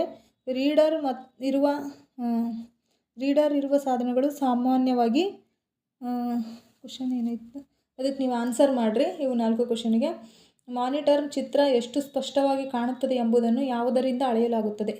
ವೇಗ, ಮೆಮೊರಿ, ರೆಸಲ್ಯೂಷನ್, ಸಂಗ್ರಹ ಸಾಮರ್ಥ್ಯ. ಇದಕ್ಕೆ ಸರಿಯಾದ ಉತ್ತರ ಆಪ್ಷನ್ ಸಿ, ರೆಸಲ್ಯೂಷನ್. ಮಾನಿಟರ್ ಚಿತ್ರ ಎಷ್ಟು ಸ್ಪಷ್ಟವಾಗಿ ಕಾಣುತ್ತದೆ ಎಂಬುದನ್ನು ಯಾವುದರಿಂದ ಅಳೆಯಲಾಗ್ತದೆ ಅಂದರೆ ಆಪ್ಷನ್ ಸಿ ಇಂದ. ಇದು ಆಪ್ಷನ್ ಎ ವೇಗ ಐತಿ. ಕಂಪ್ಯೂಟರ್ ಎಷ್ಟು ಬೇಗ ಕೆಲಸ ಮಾಡುತ್ತದೆ ಎಂಬುದನ್ನು ಸೂಚಿಸೋದು ಯಾವುದಂದ್ರೆ ವೇಗ. ವೇಗವನ್ನು ಮುಖ್ಯವಾಗಿ CPU, ಪ್ರೊಸೆಸರ್ ಮತ್ತು ರ್ಯಾಮ್ ನಿರ್ಧರಿಸ್ತದೆ. ವೇಗವನ್ನು ಯಾರು ನಿರ್ಧರಿಸ್ತಾರೆ ಅಂದರೆ ಪ್ರೊಸೆಸರ್ ಮತ್ತು ರ್ಯಾಮನ್ನು ನಿರ್ಧರಿಸ್ತದೆ. ಉದಾಹರಣೆಗೆ ಒಂದು ಫೈಲ್ ಎಷ್ಟು ಬೇಗ ತೆರೆಯುತ್ತದೆ, ಒಂದು ತಂತ್ರಾಂಶ ಎಷ್ಟು ಬೇಗ ಕಾರ್ಯನಿರ್ವಹಿಸುತ್ತದೆ. ವೇಗದಿಂದ ಚಿತ್ರದ ಸ್ಪಷ್ಟತೆಯನ್ನು ಅಳಿತೈತಿ. ಆಮೇಲೆ ಮೆಮೊರಿ ಅಂದರೆ ಮಾಹಿತಿಯನ್ನು ತಾತ್ಕಾಲಿಕ ಅಥವಾ ಶಾಶ್ವತವಾಗಿ ಸಂಗ್ರಹಿಸುವ ವ್ಯವಸ್ಥೆ. ಉದಾಹರಣೆಗೆ RAM, ROM, cache memory. Memory ಹೆಚ್ಚು ಇದ್ದರೆ ಕಂಪ್ಯೂಟರ್ ಉತ್ತಮವಾಗಿ ಕೆಲಸ ಮಾಡಬಹುದು, ಆದರೆ ಚಿತ್ರದ ಸ್ಪಷ್ಟತೆ ಹೆಚ್ಚಾಗುವುದಿಲ್ಲ. ರೆಸಲ್ಯೂಷನ್ ಎಂದರೆ ಪರದೆಯ ಮೇಲೆ ಎಷ್ಟು ಚಿಕ್ಕ ಚುಕ್ಕೆಗಳು ಇವೆ ಎಂಬುದು. ರೆಸಲ್ಯೂಷನ್ ಹೆಚ್ಚು ಇದ್ದರೆ ಚಿತ್ರ ಸ್ಪಷ್ಟವಾಗಿರುತ್ತದೆ, ಅಕ್ಷರಗಳು ಚೆನ್ನಾಗಿ ಕಾಣುತ್ತವೆ, ವಿಡಿಯೋ ಗುಣಮಟ್ಟ ಉತ್ತಮವಾಗಿರುತ್ತದೆ. ಉದಾಹರಣೆಗೆ 1280x720 ಇದು HD, 1920x1080 ಇದು ಫುಲ್ HD, 3840x2160 ಇದ್ರೆ 4K ಇದು 1920 × 180 ಎಂದರೆ 1920 × 1080 ಎಂದರೆ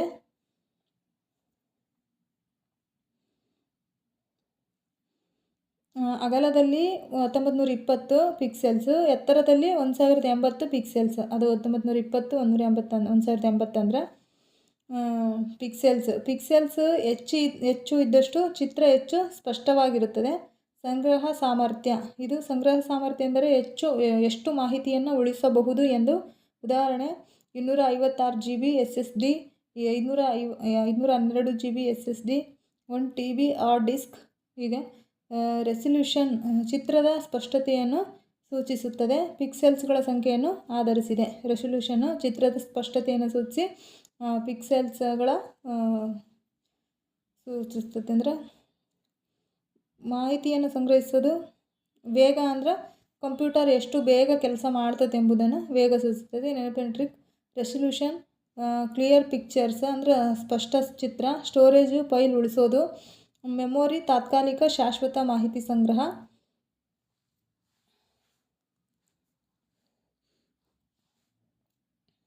ಪರೀಕ್ಷೆಯಲ್ಲಿ ಕೇಳಬಹುದಾದ ಪ್ರಶ್ನೆಗಳಂದ್ರೆ ರೆಸಲ್ಯೂಷನ್ ಎಂದರೆ ಏನು, ರೆಸಲ್ಯೂಷನ್ ಹೆಚ್ಚು ಇದ್ದರೆ ಏನು ಪ್ರಯೋಜನ, ಫುಲ್ HD ರೆಸಲ್ಯೂಷನ್ ಎಷ್ಟು, ಮಾನಿಟರ್ ಚಿತ್ರದ ಸ್ಪಷ್ಟತೆಯನ್ನು ಯಾವುದರಿಂದ ಅಳೆಯಲಾಗುತ್ತದೆ. ಇವುಗೆಲ್ಲವಕ್ಕೂ ನೀವು ಕಮೆಂಟ್ ಮಾಡಿರಿ. ಲೇಸರ್ ಪ್ರಿಂಟರ್ ಯಾವ ವಿಧದ ಮುದ್ರಕ? ಸ್ಪರ್ಶದ ಮುದ್ರಕ, ಸ್ಪರ್ಶವಿಲ್ಲದ ಮುದ್ರಕ, ಡಾಟ್ ಮ್ಯಾಟ್ರಿಕ್ಸ್ ಮುದ್ರಕ. ಡಿ ಆಪ್ಷನ್ ಏನಿದೆ? ಅದು ಡೈಸಿವಿಲ್ ಮುದ್ರಕ. ಸ್ಪರ್ಶದ ಮುದ್ರಕ, ಸ್ಪರ್ಶವಿಲ್ಲದ ಮುದ್ರಕ, ಡಾಟ್ ಮ್ಯಾಟ್ರಿಕ್ಸ್ ಮುದ್ರಕ, ಡೈಸಿವಿಲ್ ಮುದ್ರಕ. ಇದು ಸರಿಯಾದ ಉತ್ತರ ಆಪ್ಷನ್ ಎದು. ಸ್ಪರ್ಶದ ಮುದ್ರಕ ಎಂದರೆ ಮುದ್ರಿಸುವಾಗ ರಿಬ್ಬನ್ ಮೇಲೆ ಪಿನ್ ಅಥವಾ ಅಕ್ಷರಗಳು.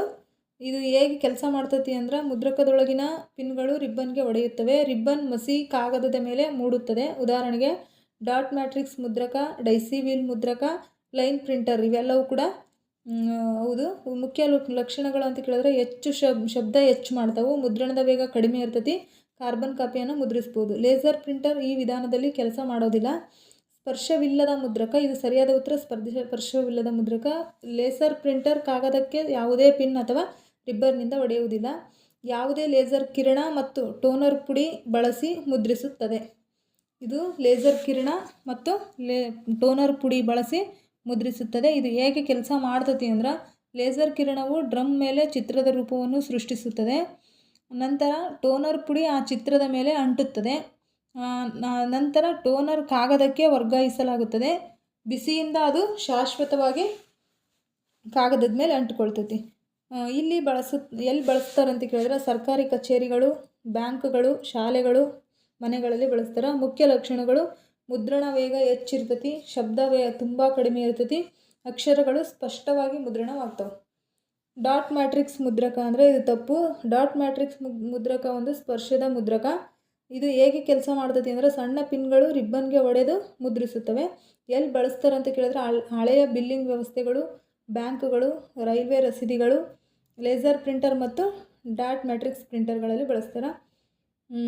ಇದು ಕೂಡ ಸ್ಪರ್ಶದ ಮುದ್ರಕ. ಇದರಲ್ಲಿ ಹೂವಿನ ದಳಗಳಂತೆ ಕಾಣುವ ಚಕ್ರ ವೀಲ್ ಇರುತ್ತವೆ. ಈ ಚಕ್ರದ ಅಕ್ಷರಗಳು ರಿಬ್ಬನ್ಗೆ ಹೊಡೆದು ಮುದ್ರಿಸುತ್ತವೆ. ಅದು ಡೈಸಿವಿಲ್ ಮುದ್ರಕ. ಡೈಸಿವಿಲ್ ಮುದ್ರಕ ಇದು ಕೂಡ ಸ್ಪರ್ಶದ ಮುದ್ರಕ ಆಗಿರುತ್ತೆ. ಅಂದರೆ ಇಂಪ್ಯಾಕ್ಟ್ ಪ್ರಿಂಟರ್ ಅಂತ ಕರಿತೀವಿ. ಇದರಲ್ಲಿ ಹೂವಿನ ದಳಗಳಂತೆ ಕಾಣುವ ಚಕ್ರ ಇರುತ್ತವೆ. ಆ ಚಕ್ರದ ಅಕ್ಷರಗಳು ರಿಬ್ಬನ್ಗೆ ಹೊಡೆದು ಮುದ್ರಿಸ್ತವೆ. ಇದು ಯಾವುದಂದ್ರೆ ಡೈಸಿವಿಲ್ ಮುದ್ರಕ. ಮುಖ್ಯ ಲಕ್ಷಣ ಅಂದ್ರೆ ಶಬ್ದವನ್ನು ಹೆಚ್ಚು ಮಾಡ್ತಾವೆ, ಮುದ್ರಣ ನಿಧಾನವಾಗಿರ್ತೈತಿ. ಸ್ಪರ್ಶದ ಮುದ್ರಕಗಳು dot matrix, daisy wheel, line printer. ಸ್ಪರ್ಶದ ಅಂದರೆ ಇಂಪ್ಯಾಕ್ಟ್ ಪ್ರಿಂಟರ್ಸ್ ಅಂತ ಕರೆಯೋದು ಯಾಕಂದ್ರೆ ಸ್ಪರ್ಶವಿಲ್ಲದ ಮುದ್ರಕಗಳು non impact printers, laser printer, inkjet printers, thermal printer.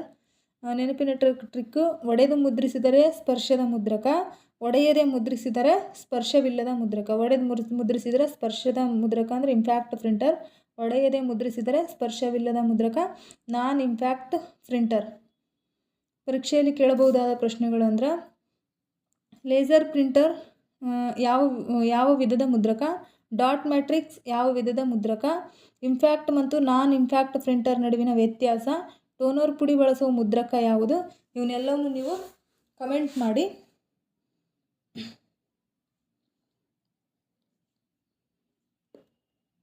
ಸ್ಕ್ಯಾನರ್ನ ಮುಖ್ಯ ಕೆಲಸ ಯಾವುದು? ಕಾಗದದಲ್ಲಿರುವ ಮಾಹಿತಿಯನ್ನು ಡಿಜಿಟಲ್ ರೂಪಕ್ಕೆ ಪರಿವರ್ತಿಸುವುದು, ಕಾಗದದ ಮೇಲೆ ಮುದ್ರಿಸುವುದು, ಧ್ವನಿ ಕೇಳಿಸುವುದು, ವಿಡಿಯೋ ಪ್ರದರ್ಶಿಸುವುದು. ಇದಕ್ಕೆ ಸರಿಯಾದ ಉತ್ತರ ಆಪ್ಷನ್ ಎ. ಕಾಗದದಲ್ಲಿರುವ ಮಾಹಿತಿಯನ್ನು ಡಿಜಿಟಲ್ ರೂಪಕ್ಕೆ ಪರಿವರ್ತಿಸುವುದು ಸ್ಕ್ಯಾನರ್ನ ಕೆಲಸ. ಕಾಗದದಲ್ಲಿರುವ ಮಾಹಿತಿಯನ್ನು ಡಿಜಿಟಲ್ ರೂಪಕ್ಕೆ ಪರಿವರ್ತಿಸುವುದು ಇದು ಸರಿ.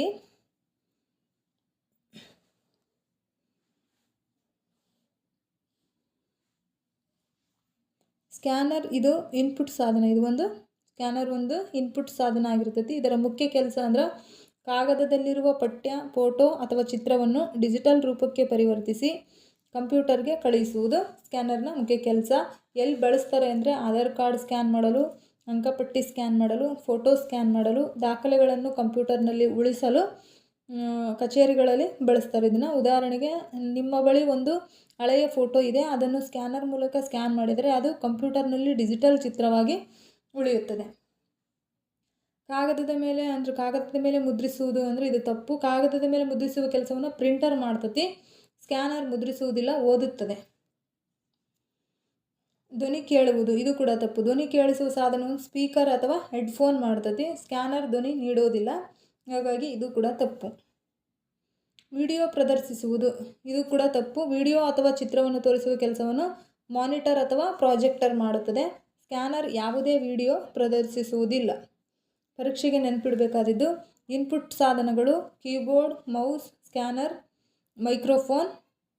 ಇನ್ಪುಟ್ ಸಾಧನಗಳು ಯಾವ್ಯಾವು? Keyboard, mouse, scanner, microphone, barcode reader.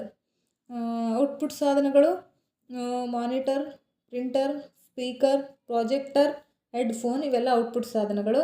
Scanner ಮತ್ತು ಪ್ರಿಂಟರ್ ನಡುವಿನ ವ್ಯತ್ಯಾಸ ಅಂತ ಕೇಳಿದ್ರೆ ಸ್ಕ್ಯಾನರ್ ಕಾಗದದ ಮೇಲೆ ಇರುವಂಥದ್ದನ್ನ ಕಂಪ್ಯೂಟರ್ಗೆ ಕೊಡ್ತೈತಿ, ಇನ್ಪುಟ್ ಸಾಧನ ಆಗಿರ್ತೈತಿ. ಕಾಗದದ ಮೇಲಿರುವ ಮಾಹಿತಿಯನ್ನು ಸ್ಕ್ಯಾನರ್ ಕಂಪ್ಯೂಟರ್ಗೆ ಕೊಡ್ತೈತಿ, ಅದು ಇನ್ಪುಟ್ ಸಾಧನ ಆಗಿರ್ತೈತಿ. ಪ್ರಿಂಟರ್ ಕಂಪ್ಯೂಟರ್ನಲ್ಲಿರುವ ಮಾಹಿತಿಯನ್ನು ಕಾಗದದ ರೂಪದಲ್ಲಿ ಕೊಡ್ತೈತಿ, ಅದು ಔಟ್ಪುಟ್ ಆಗಿರ್ತೈತಿ. ನೆನಪಿನ ಟ್ರಿಕ್: ಸ್ಕ್ಯಾನರ್ ಓದುತ್ತದೆ, ಇನ್ಪುಟ್ಟು; ಪ್ರಿಂಟರ್ ಮುದ್ರಿಸುತ್ತದೆ, ಔಟ್ಪುಟ್ಟು. ಪರೀಕ್ಷೆಯಲ್ಲಿ ಕೇಳಬಹುದಾದ ಪ್ರಶ್ನೆಗಳನ್ನ ನೋಡೋಣ. ಸ್ಕ್ಯಾನರ್ ಯಾವ ವಿಧದ ಸಾಧನ ಮತ್ತು ಸ್ಕ್ಯಾನರ್ನ ಮುಖ್ಯ ಕೆಲಸ ಏನು? ಸ್ಕ್ಯಾನರ್ ಮತ್ತು ಪ್ರಿಂಟರ್ ನಡುವಿನ ವ್ಯತ್ಯಾಸವೇನು? ಕಾಗದದಲ್ಲಿರುವ ಮಾಹಿತಿಯನ್ನು ಡಿಜಿಟಲ್ ರೂಪಕ್ಕೆ ಪರಿವರ್ತಿಸುವ ಸಾಧನ ಯಾವುದು? ಇವಕ್ಕೆಲ್ಲವಕ್ಕೂ ನೀವು ಆನ್ಸರ್ನ ಕಮೆಂಟ್ ಮಾಡಿ.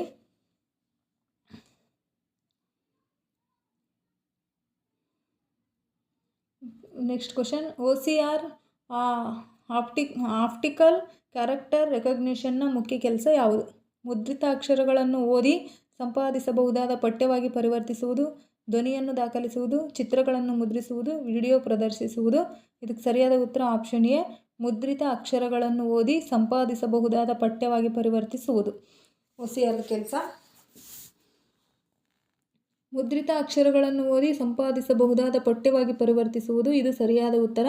OCR ಆಪ್ಟಿಕಲ್ ಕ್ಯಾರೆಕ್ಟರ್ ರೆಕಗ್ನಿಷನ್ ಒಂದು ಇನ್ಪುಟ್ ಸಾಧನವಾಗಿದೆ, ಇನ್ಪುಟ್ ತಂತ್ರಜ್ಞಾನ. ಇದರ ಮುಖ್ಯ ಕೆಲಸ ಅಂದರೆ ಮುದ್ರಿತ ಅಕ್ಷರಗಳು ಅಥವಾ ಸ್ಕ್ಯಾನ್ ಮಾಡಿದ ದಾಖಲೆಗಳನ್ನು ಓದಿ ಅವುಗಳನ್ನು ಸಂಪಾದಿಸಬಹುದಾದ ಅಂದರೆ ಎಡಿಟ್ ಮಾಡಬಹುದಾದ ಪಠ್ಯವಾಗಿ ಪರಿವರ್ತಿಸೋದು OCRದು ಕೆಲಸ ಆಗಿರ್ತೈತಿ. ಎಲ್ಲಿ ಬಳಸ್ತಾರೆ ಅಂತ ಕೇಳಿದ್ರೆ ಪುಸ್ತಕಗಳನ್ನು ಡಿಜಿಟಲ್ ರೂಪಕ್ಕೆ ತರಲು, ಹಳೆಯ ದಾಖಲೆಗಳನ್ನು ಕಂಪ್ಯೂಟರ್ನಲ್ಲಿ ಸಂಪಾದಿಸಲು, ಕಚೇರಿಗಳಲ್ಲಿ ದಾಖಲೆಗಳನ್ನು ಡಿಜಿಟಲ್ ಮಾಡಲು, ಗ್ರಂಥಾಲಯಗಳಲ್ಲಿ. ಉದಾಹರಣೆಗೆ ಒಂದು ಪುಸ್ತಕದ ಪುಟವನ್ನು ಸ್ಕ್ಯಾನ್ ಮಾಡಿದರೆ ಅದು ಚಿತ್ರವಾಗಿರುತ್ತದೆ. OCR ಬಳಸಿದರೆ ಆ ಚಿತ್ರದ ಅಕ್ಷರಗಳು ಬರಹವಾಗಿ ಅಂದರೆ ಟೆಕ್ಸ್ಟ್ ಬದಲಾಗುತ್ತವೆ, ನಂತರ ಅದನ್ನು ತಿದ್ದುಪಡಿ ಮಾಡಬಹುದು. ಧ್ವನಿ ದಾಖಲಿಸುವುದು ಇದು ತಪ್ಪು. ಧ್ವನಿಯನ್ನು ದಾಖಲಿಸುವ ಕೆಲಸವನ್ನು ಮೈಕ್ರೋಫೋನ್ ಮಾಡ್ತತಿ. OCRಗೆ ಧ್ವನಿಯೊಂದಿಗೆ ಸಂಬಂಧವಿಲ್ಲ. ಚಿತ್ರಗಳನ್ನು ಮುದ್ರಿಸುವುದು ಇದು ಕೂಡ ತಪ್ಪು. ಚಿತ್ರಗಳನ್ನು ಮುದ್ರಿಸುವ ಕೆಲಸವನ್ನು ಪ್ರಿಂಟರ್ ಮಾಡುತ್ತದೆ. OCR ಮುದ್ರಿಸುವುದಿಲ್ಲ, ಅಕ್ಷರಗಳನ್ನು ಗುರುತಿಸುತ್ತದೆ. ವಿಡಿಯೋ ಪ್ರದರ್ಶಿಸುವುದು ಇದು ತಪ್ಪು. ವಿಡಿಯೋ ಪ್ರದರ್ಶಿಸುವ ಕೆಲಸವನ್ನು ಮಾನಿಟರ್ ಅಥವಾ ಪ್ರಾಜೆಕ್ಟರ್ ಮಾಡುತ್ತದೆ. OCR ವಿಡಿಯೋ ತೋರಿಸೋದಿಲ್ಲ. ಪರೀಕ್ಷೆಗೆ ನೆನಪಿಡಬೇಕಾದದ್ದು OCR ಪೂರ್ಣರೂಪ ಆಪ್ಟಿಕಲ್ ಕ್ಯಾರೆಕ್ಟರ್ ರೆಕಗ್ನಿಷನ್. ಕೆಲಸ: ಮುದ್ರಿತ ಅಕ್ಷರಗಳನ್ನು ಗುರುತಿಸೋದು. ವರ್ಗ: ಇನ್ಪುಟ್ ತಂತ್ರಜ್ಞಾನ. OCR, OMR, MICR ವ್ಯತ್ಯಾಸ ಅಂತ ಕೇಳಿದ್ರೆ OCR ಅಕ್ಷರಗಳನ್ನು ಗುರುತಿಸುತ್ತದೆ, OMR ಗುರುತುಗಳನ್ನು ಗುರುತಿಸುತ್ತದೆ. MICR ಬ್ಯಾಂಕ್ ಚೆಕ್ನಲ್ಲಿರುವ ವಿಶೇಷ ಮಸಿಯ ಅಕ್ಷರಗಳನ್ನು ಗುರುತಿಸುತ್ತದೆ.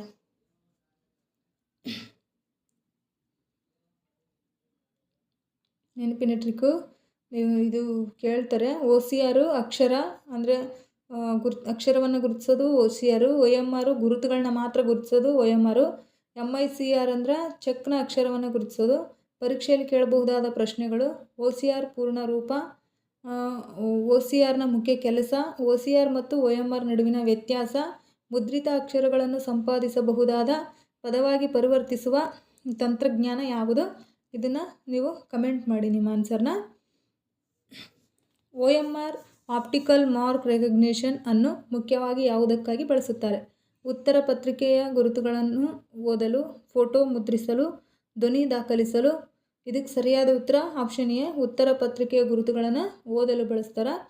ಇದಕ್ಕೆ ಸರಿಯಾದ ಉತ್ತರ ಆಪ್ಷನ್ ಎ, ಉತ್ತರ ಪತ್ರಿಕೆಯ ಗುರುತುಗಳನ್ನು ಓದಲು ಬಳಸ್ತಾರೆ.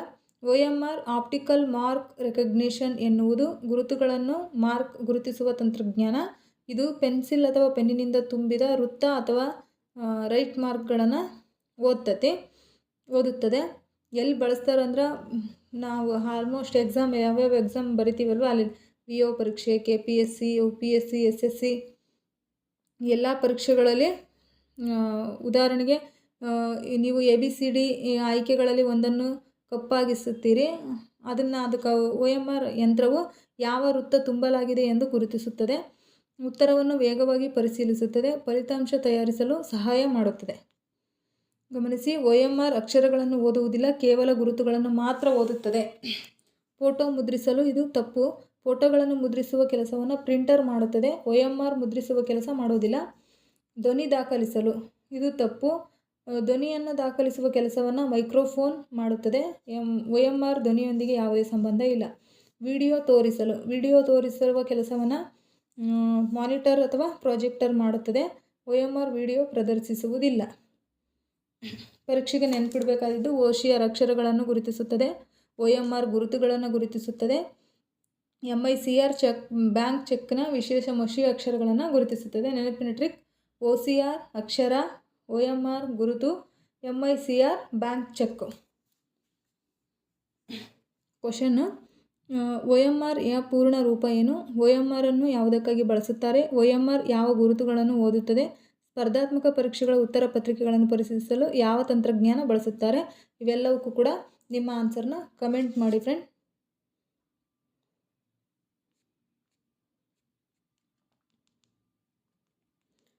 MICR ಅಂದರೆ ಮ್ಯಾಗ್ನೆಟಿಕ್ ಇಂಕ್ ಕ್ಯಾರೆಕ್ಟರ್ ರೆಕಗ್ನಿಷನ್ ಅನ್ನು ಮುಖ್ಯವಾಗಿ ಎಲ್ಲಿ ಬಳಸುತ್ತಾರೆ? ಬ್ಯಾಂಕ್ ಚೆಕ್ಗಳನ್ನು ಓದಲು, ಫೋಟೋ ಮುದ್ರಿಸಲು, ವಿಡಿಯೋ ಪ್ರದರ್ಶಿಸಲು. ಇದಕ್ಕೆ ಸರಿಯಾದ ಉತ್ತರ ಹಾಡು ಕೇಳೋದು. ಸರಿಯಾದ ಉತ್ತರ ಆಪ್ಷನ್ ಎ, ಬ್ಯಾಂಕ್ ಚೆಕ್ಗಳನ್ನು ಓದಲು ಬಳಸ್ತಾರೆ. MICR magnetic ink character recognition ಈ ಒಂದು ಇನ್ಪುಟ್ ತಂತ್ರಜ್ಞಾನ. ಇದರ ಮುಖ್ಯ ಕೆಲಸ ಅಂದ್ರೆ ಬ್ಯಾಂಕ್ ಚೆಕ್ನ ಕೆಳಭಾಗದಲ್ಲಿ ವಿಶೇಷ ಮ್ಯಾಗ್ನೆಟಿಕ್ ಮಸಿಯಿಂದ ಮುದ್ರಿಸಿರುವ ಸಂಖ್ಯೆಗಳು ಮತ್ತು ಅಕ್ಷರಗಳನ್ನು ಓದುವುದು. ಎಲ್ಲಿ ಬಳಸ್ತಾರೆ ಅಂದರೆ ಬ್ಯಾಂಕ್ಗಳಲ್ಲಿ ಬಳಸ್ತಾರೆ. ಇದನ್ನು ಬ್ಯಾಂಕ್ಗಳಲ್ಲಿ ಚೆಕ್ಗಳನ್ನು ಪರಿಶೀಲಿಸಲು, ಹಣದ ವ್ಯವಹಾರಗಳನ್ನು ವೇಗವಾಗಿ ನಡೆಸಲು MICR ಅನ್ನು ಬಳಸ್ತಾರೆ. MICR ಹೇಗೆ ಕೆಲಸ ಮಾಡ್ತದೆ ಅಂದರೆ, ಚೆಕ್ನ ಕೆಳಭಾಗದಲ್ಲಿ ವಿಶೇಷ ಮ್ಯಾಗ್ನೆಟಿಕ್ ಮಸಿಯಿಂದ ಸಂಖ್ಯೆಗಳು ಮುದ್ರಿಸಿರುತ್ತವೆ. MICR ಯಂತ್ರವು ಆ ಸಂಖ್ಯೆಗಳನ್ನು ಓದುತ್ತದೆ. ನಂತರ ಬ್ಯಾಂಕ್ ಕಂಪ್ಯೂಟರ್ಗೆ ಮಾಹಿತಿಯನ್ನು ಕಳುಹಿಸುತ್ತದೆ. ಗಮನಿಸಿ, MICR ಸಾಮಾನ್ಯ ಅಕ್ಷರಗಳನ್ನು ಓದುವುದಿಲ್ಲ, ಮ್ಯಾಗ್ನೆಟಿಕ್ ಮಸಿಯಿಂದ ಮುದ್ರಿಸಿದ ಅಕ್ಷರಗಳನ್ನು ಮಾತ್ರ ಓದುತ್ತದೆ. ಫೋಟೋ ಮುದ್ರಿಸಲು ಇದು ತಪ್ಪು. ಫೋಟೋಗಳನ್ನು ಮುದ್ರಿಸುವ ಕೆಲಸವನ್ನು ಪ್ರಿಂಟರ್ ಮಾಡುತ್ತದೆ. MICR ಮುದ್ರಿಸುವ ಕೆಲಸವನ್ನು ಮಾಡೋದಿಲ್ಲ. ವಿಡಿಯೋ ಪ್ರದರ್ಶಿಸಲು ಇದು ತಪ್ಪು. ವಿಡಿಯೋ ಪ್ರದರ್ಶಿಸುವ ಕೆಲಸವನ್ನು ಮಾನಿಟರ್ ಅಥವಾ ಪ್ರಾಜೆಕ್ಟರ್ ಮಾಡುತ್ತದೆ. MICR ತೋರಿಸುವುದಿಲ್ಲ. ಹಾಡು ಕೇಳಲು ಇದು ತಪ್ಪು. ಹಾಡು ಕೇಳಲು ಸ್ಪೀಕರ್ ಅಥವಾ ಹೆಡ್ಫೋನನ್ನು ಬಳಸ್ತೀವಿ. MICRಗೆ ಧ್ವನಿಗೆ ಸಂಬಂಧಿಸಿಲ್ಲ. ಪರೀಕ್ಷೆಗೆ ನೆನಪಿಡಬೇಕಾಗಿದ್ದು: OCR ಅಕ್ಷರಗಳನ್ನು ಗುರುತಿಸುತ್ತದೆ, OMR ಇದು ಗುರುತುಗಳನ್ನು ಗುರುತಿಸುತ್ತದೆ, MICR ಅಕ್ಷರಗಳನ್ನು ಗುರುತಿಸುತ್ತದೆ. OCR, OMR, MICR ವ್ಯತ್ಯಾಸ: OCR ಮುದ್ರಿತ ಅಕ್ಷರಗಳನ್ನು ಓದುತ್ತದೆ, OMR ಗುರುತುಗಳನ್ನು ಗುರುತಿಸುತ್ತದೆ. ನೆನಪಿನ ಟ್ರಿಕ್: OCR ಅಕ್ಷರ, OMR ಗುರುತು, MICR ಬ್ಯಾಂಕ್ ಚೆಕ್.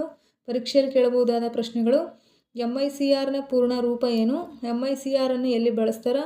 ಬ್ಯಾಂಕ್ ಚೆಕ್ಗಳನ್ನು ಓದಲು ಯಾವ ತಂತ್ರಜ್ಞಾನವನ್ನು ಬಳಸ್ತಾರೆ? OCR, OMR ಮತ್ತು MICR ನಡುವಿನ ವ್ಯತ್ಯಾಸವೇನು? ಇವಕ್ಕೆಲ್ಲವಕ್ಕೂ ನಿಮ್ಮ ಆನ್ಸರ್ನ ಕಮೆಂಟ್ ಮಾಡಿ ಫ್ರೆಂಡ್.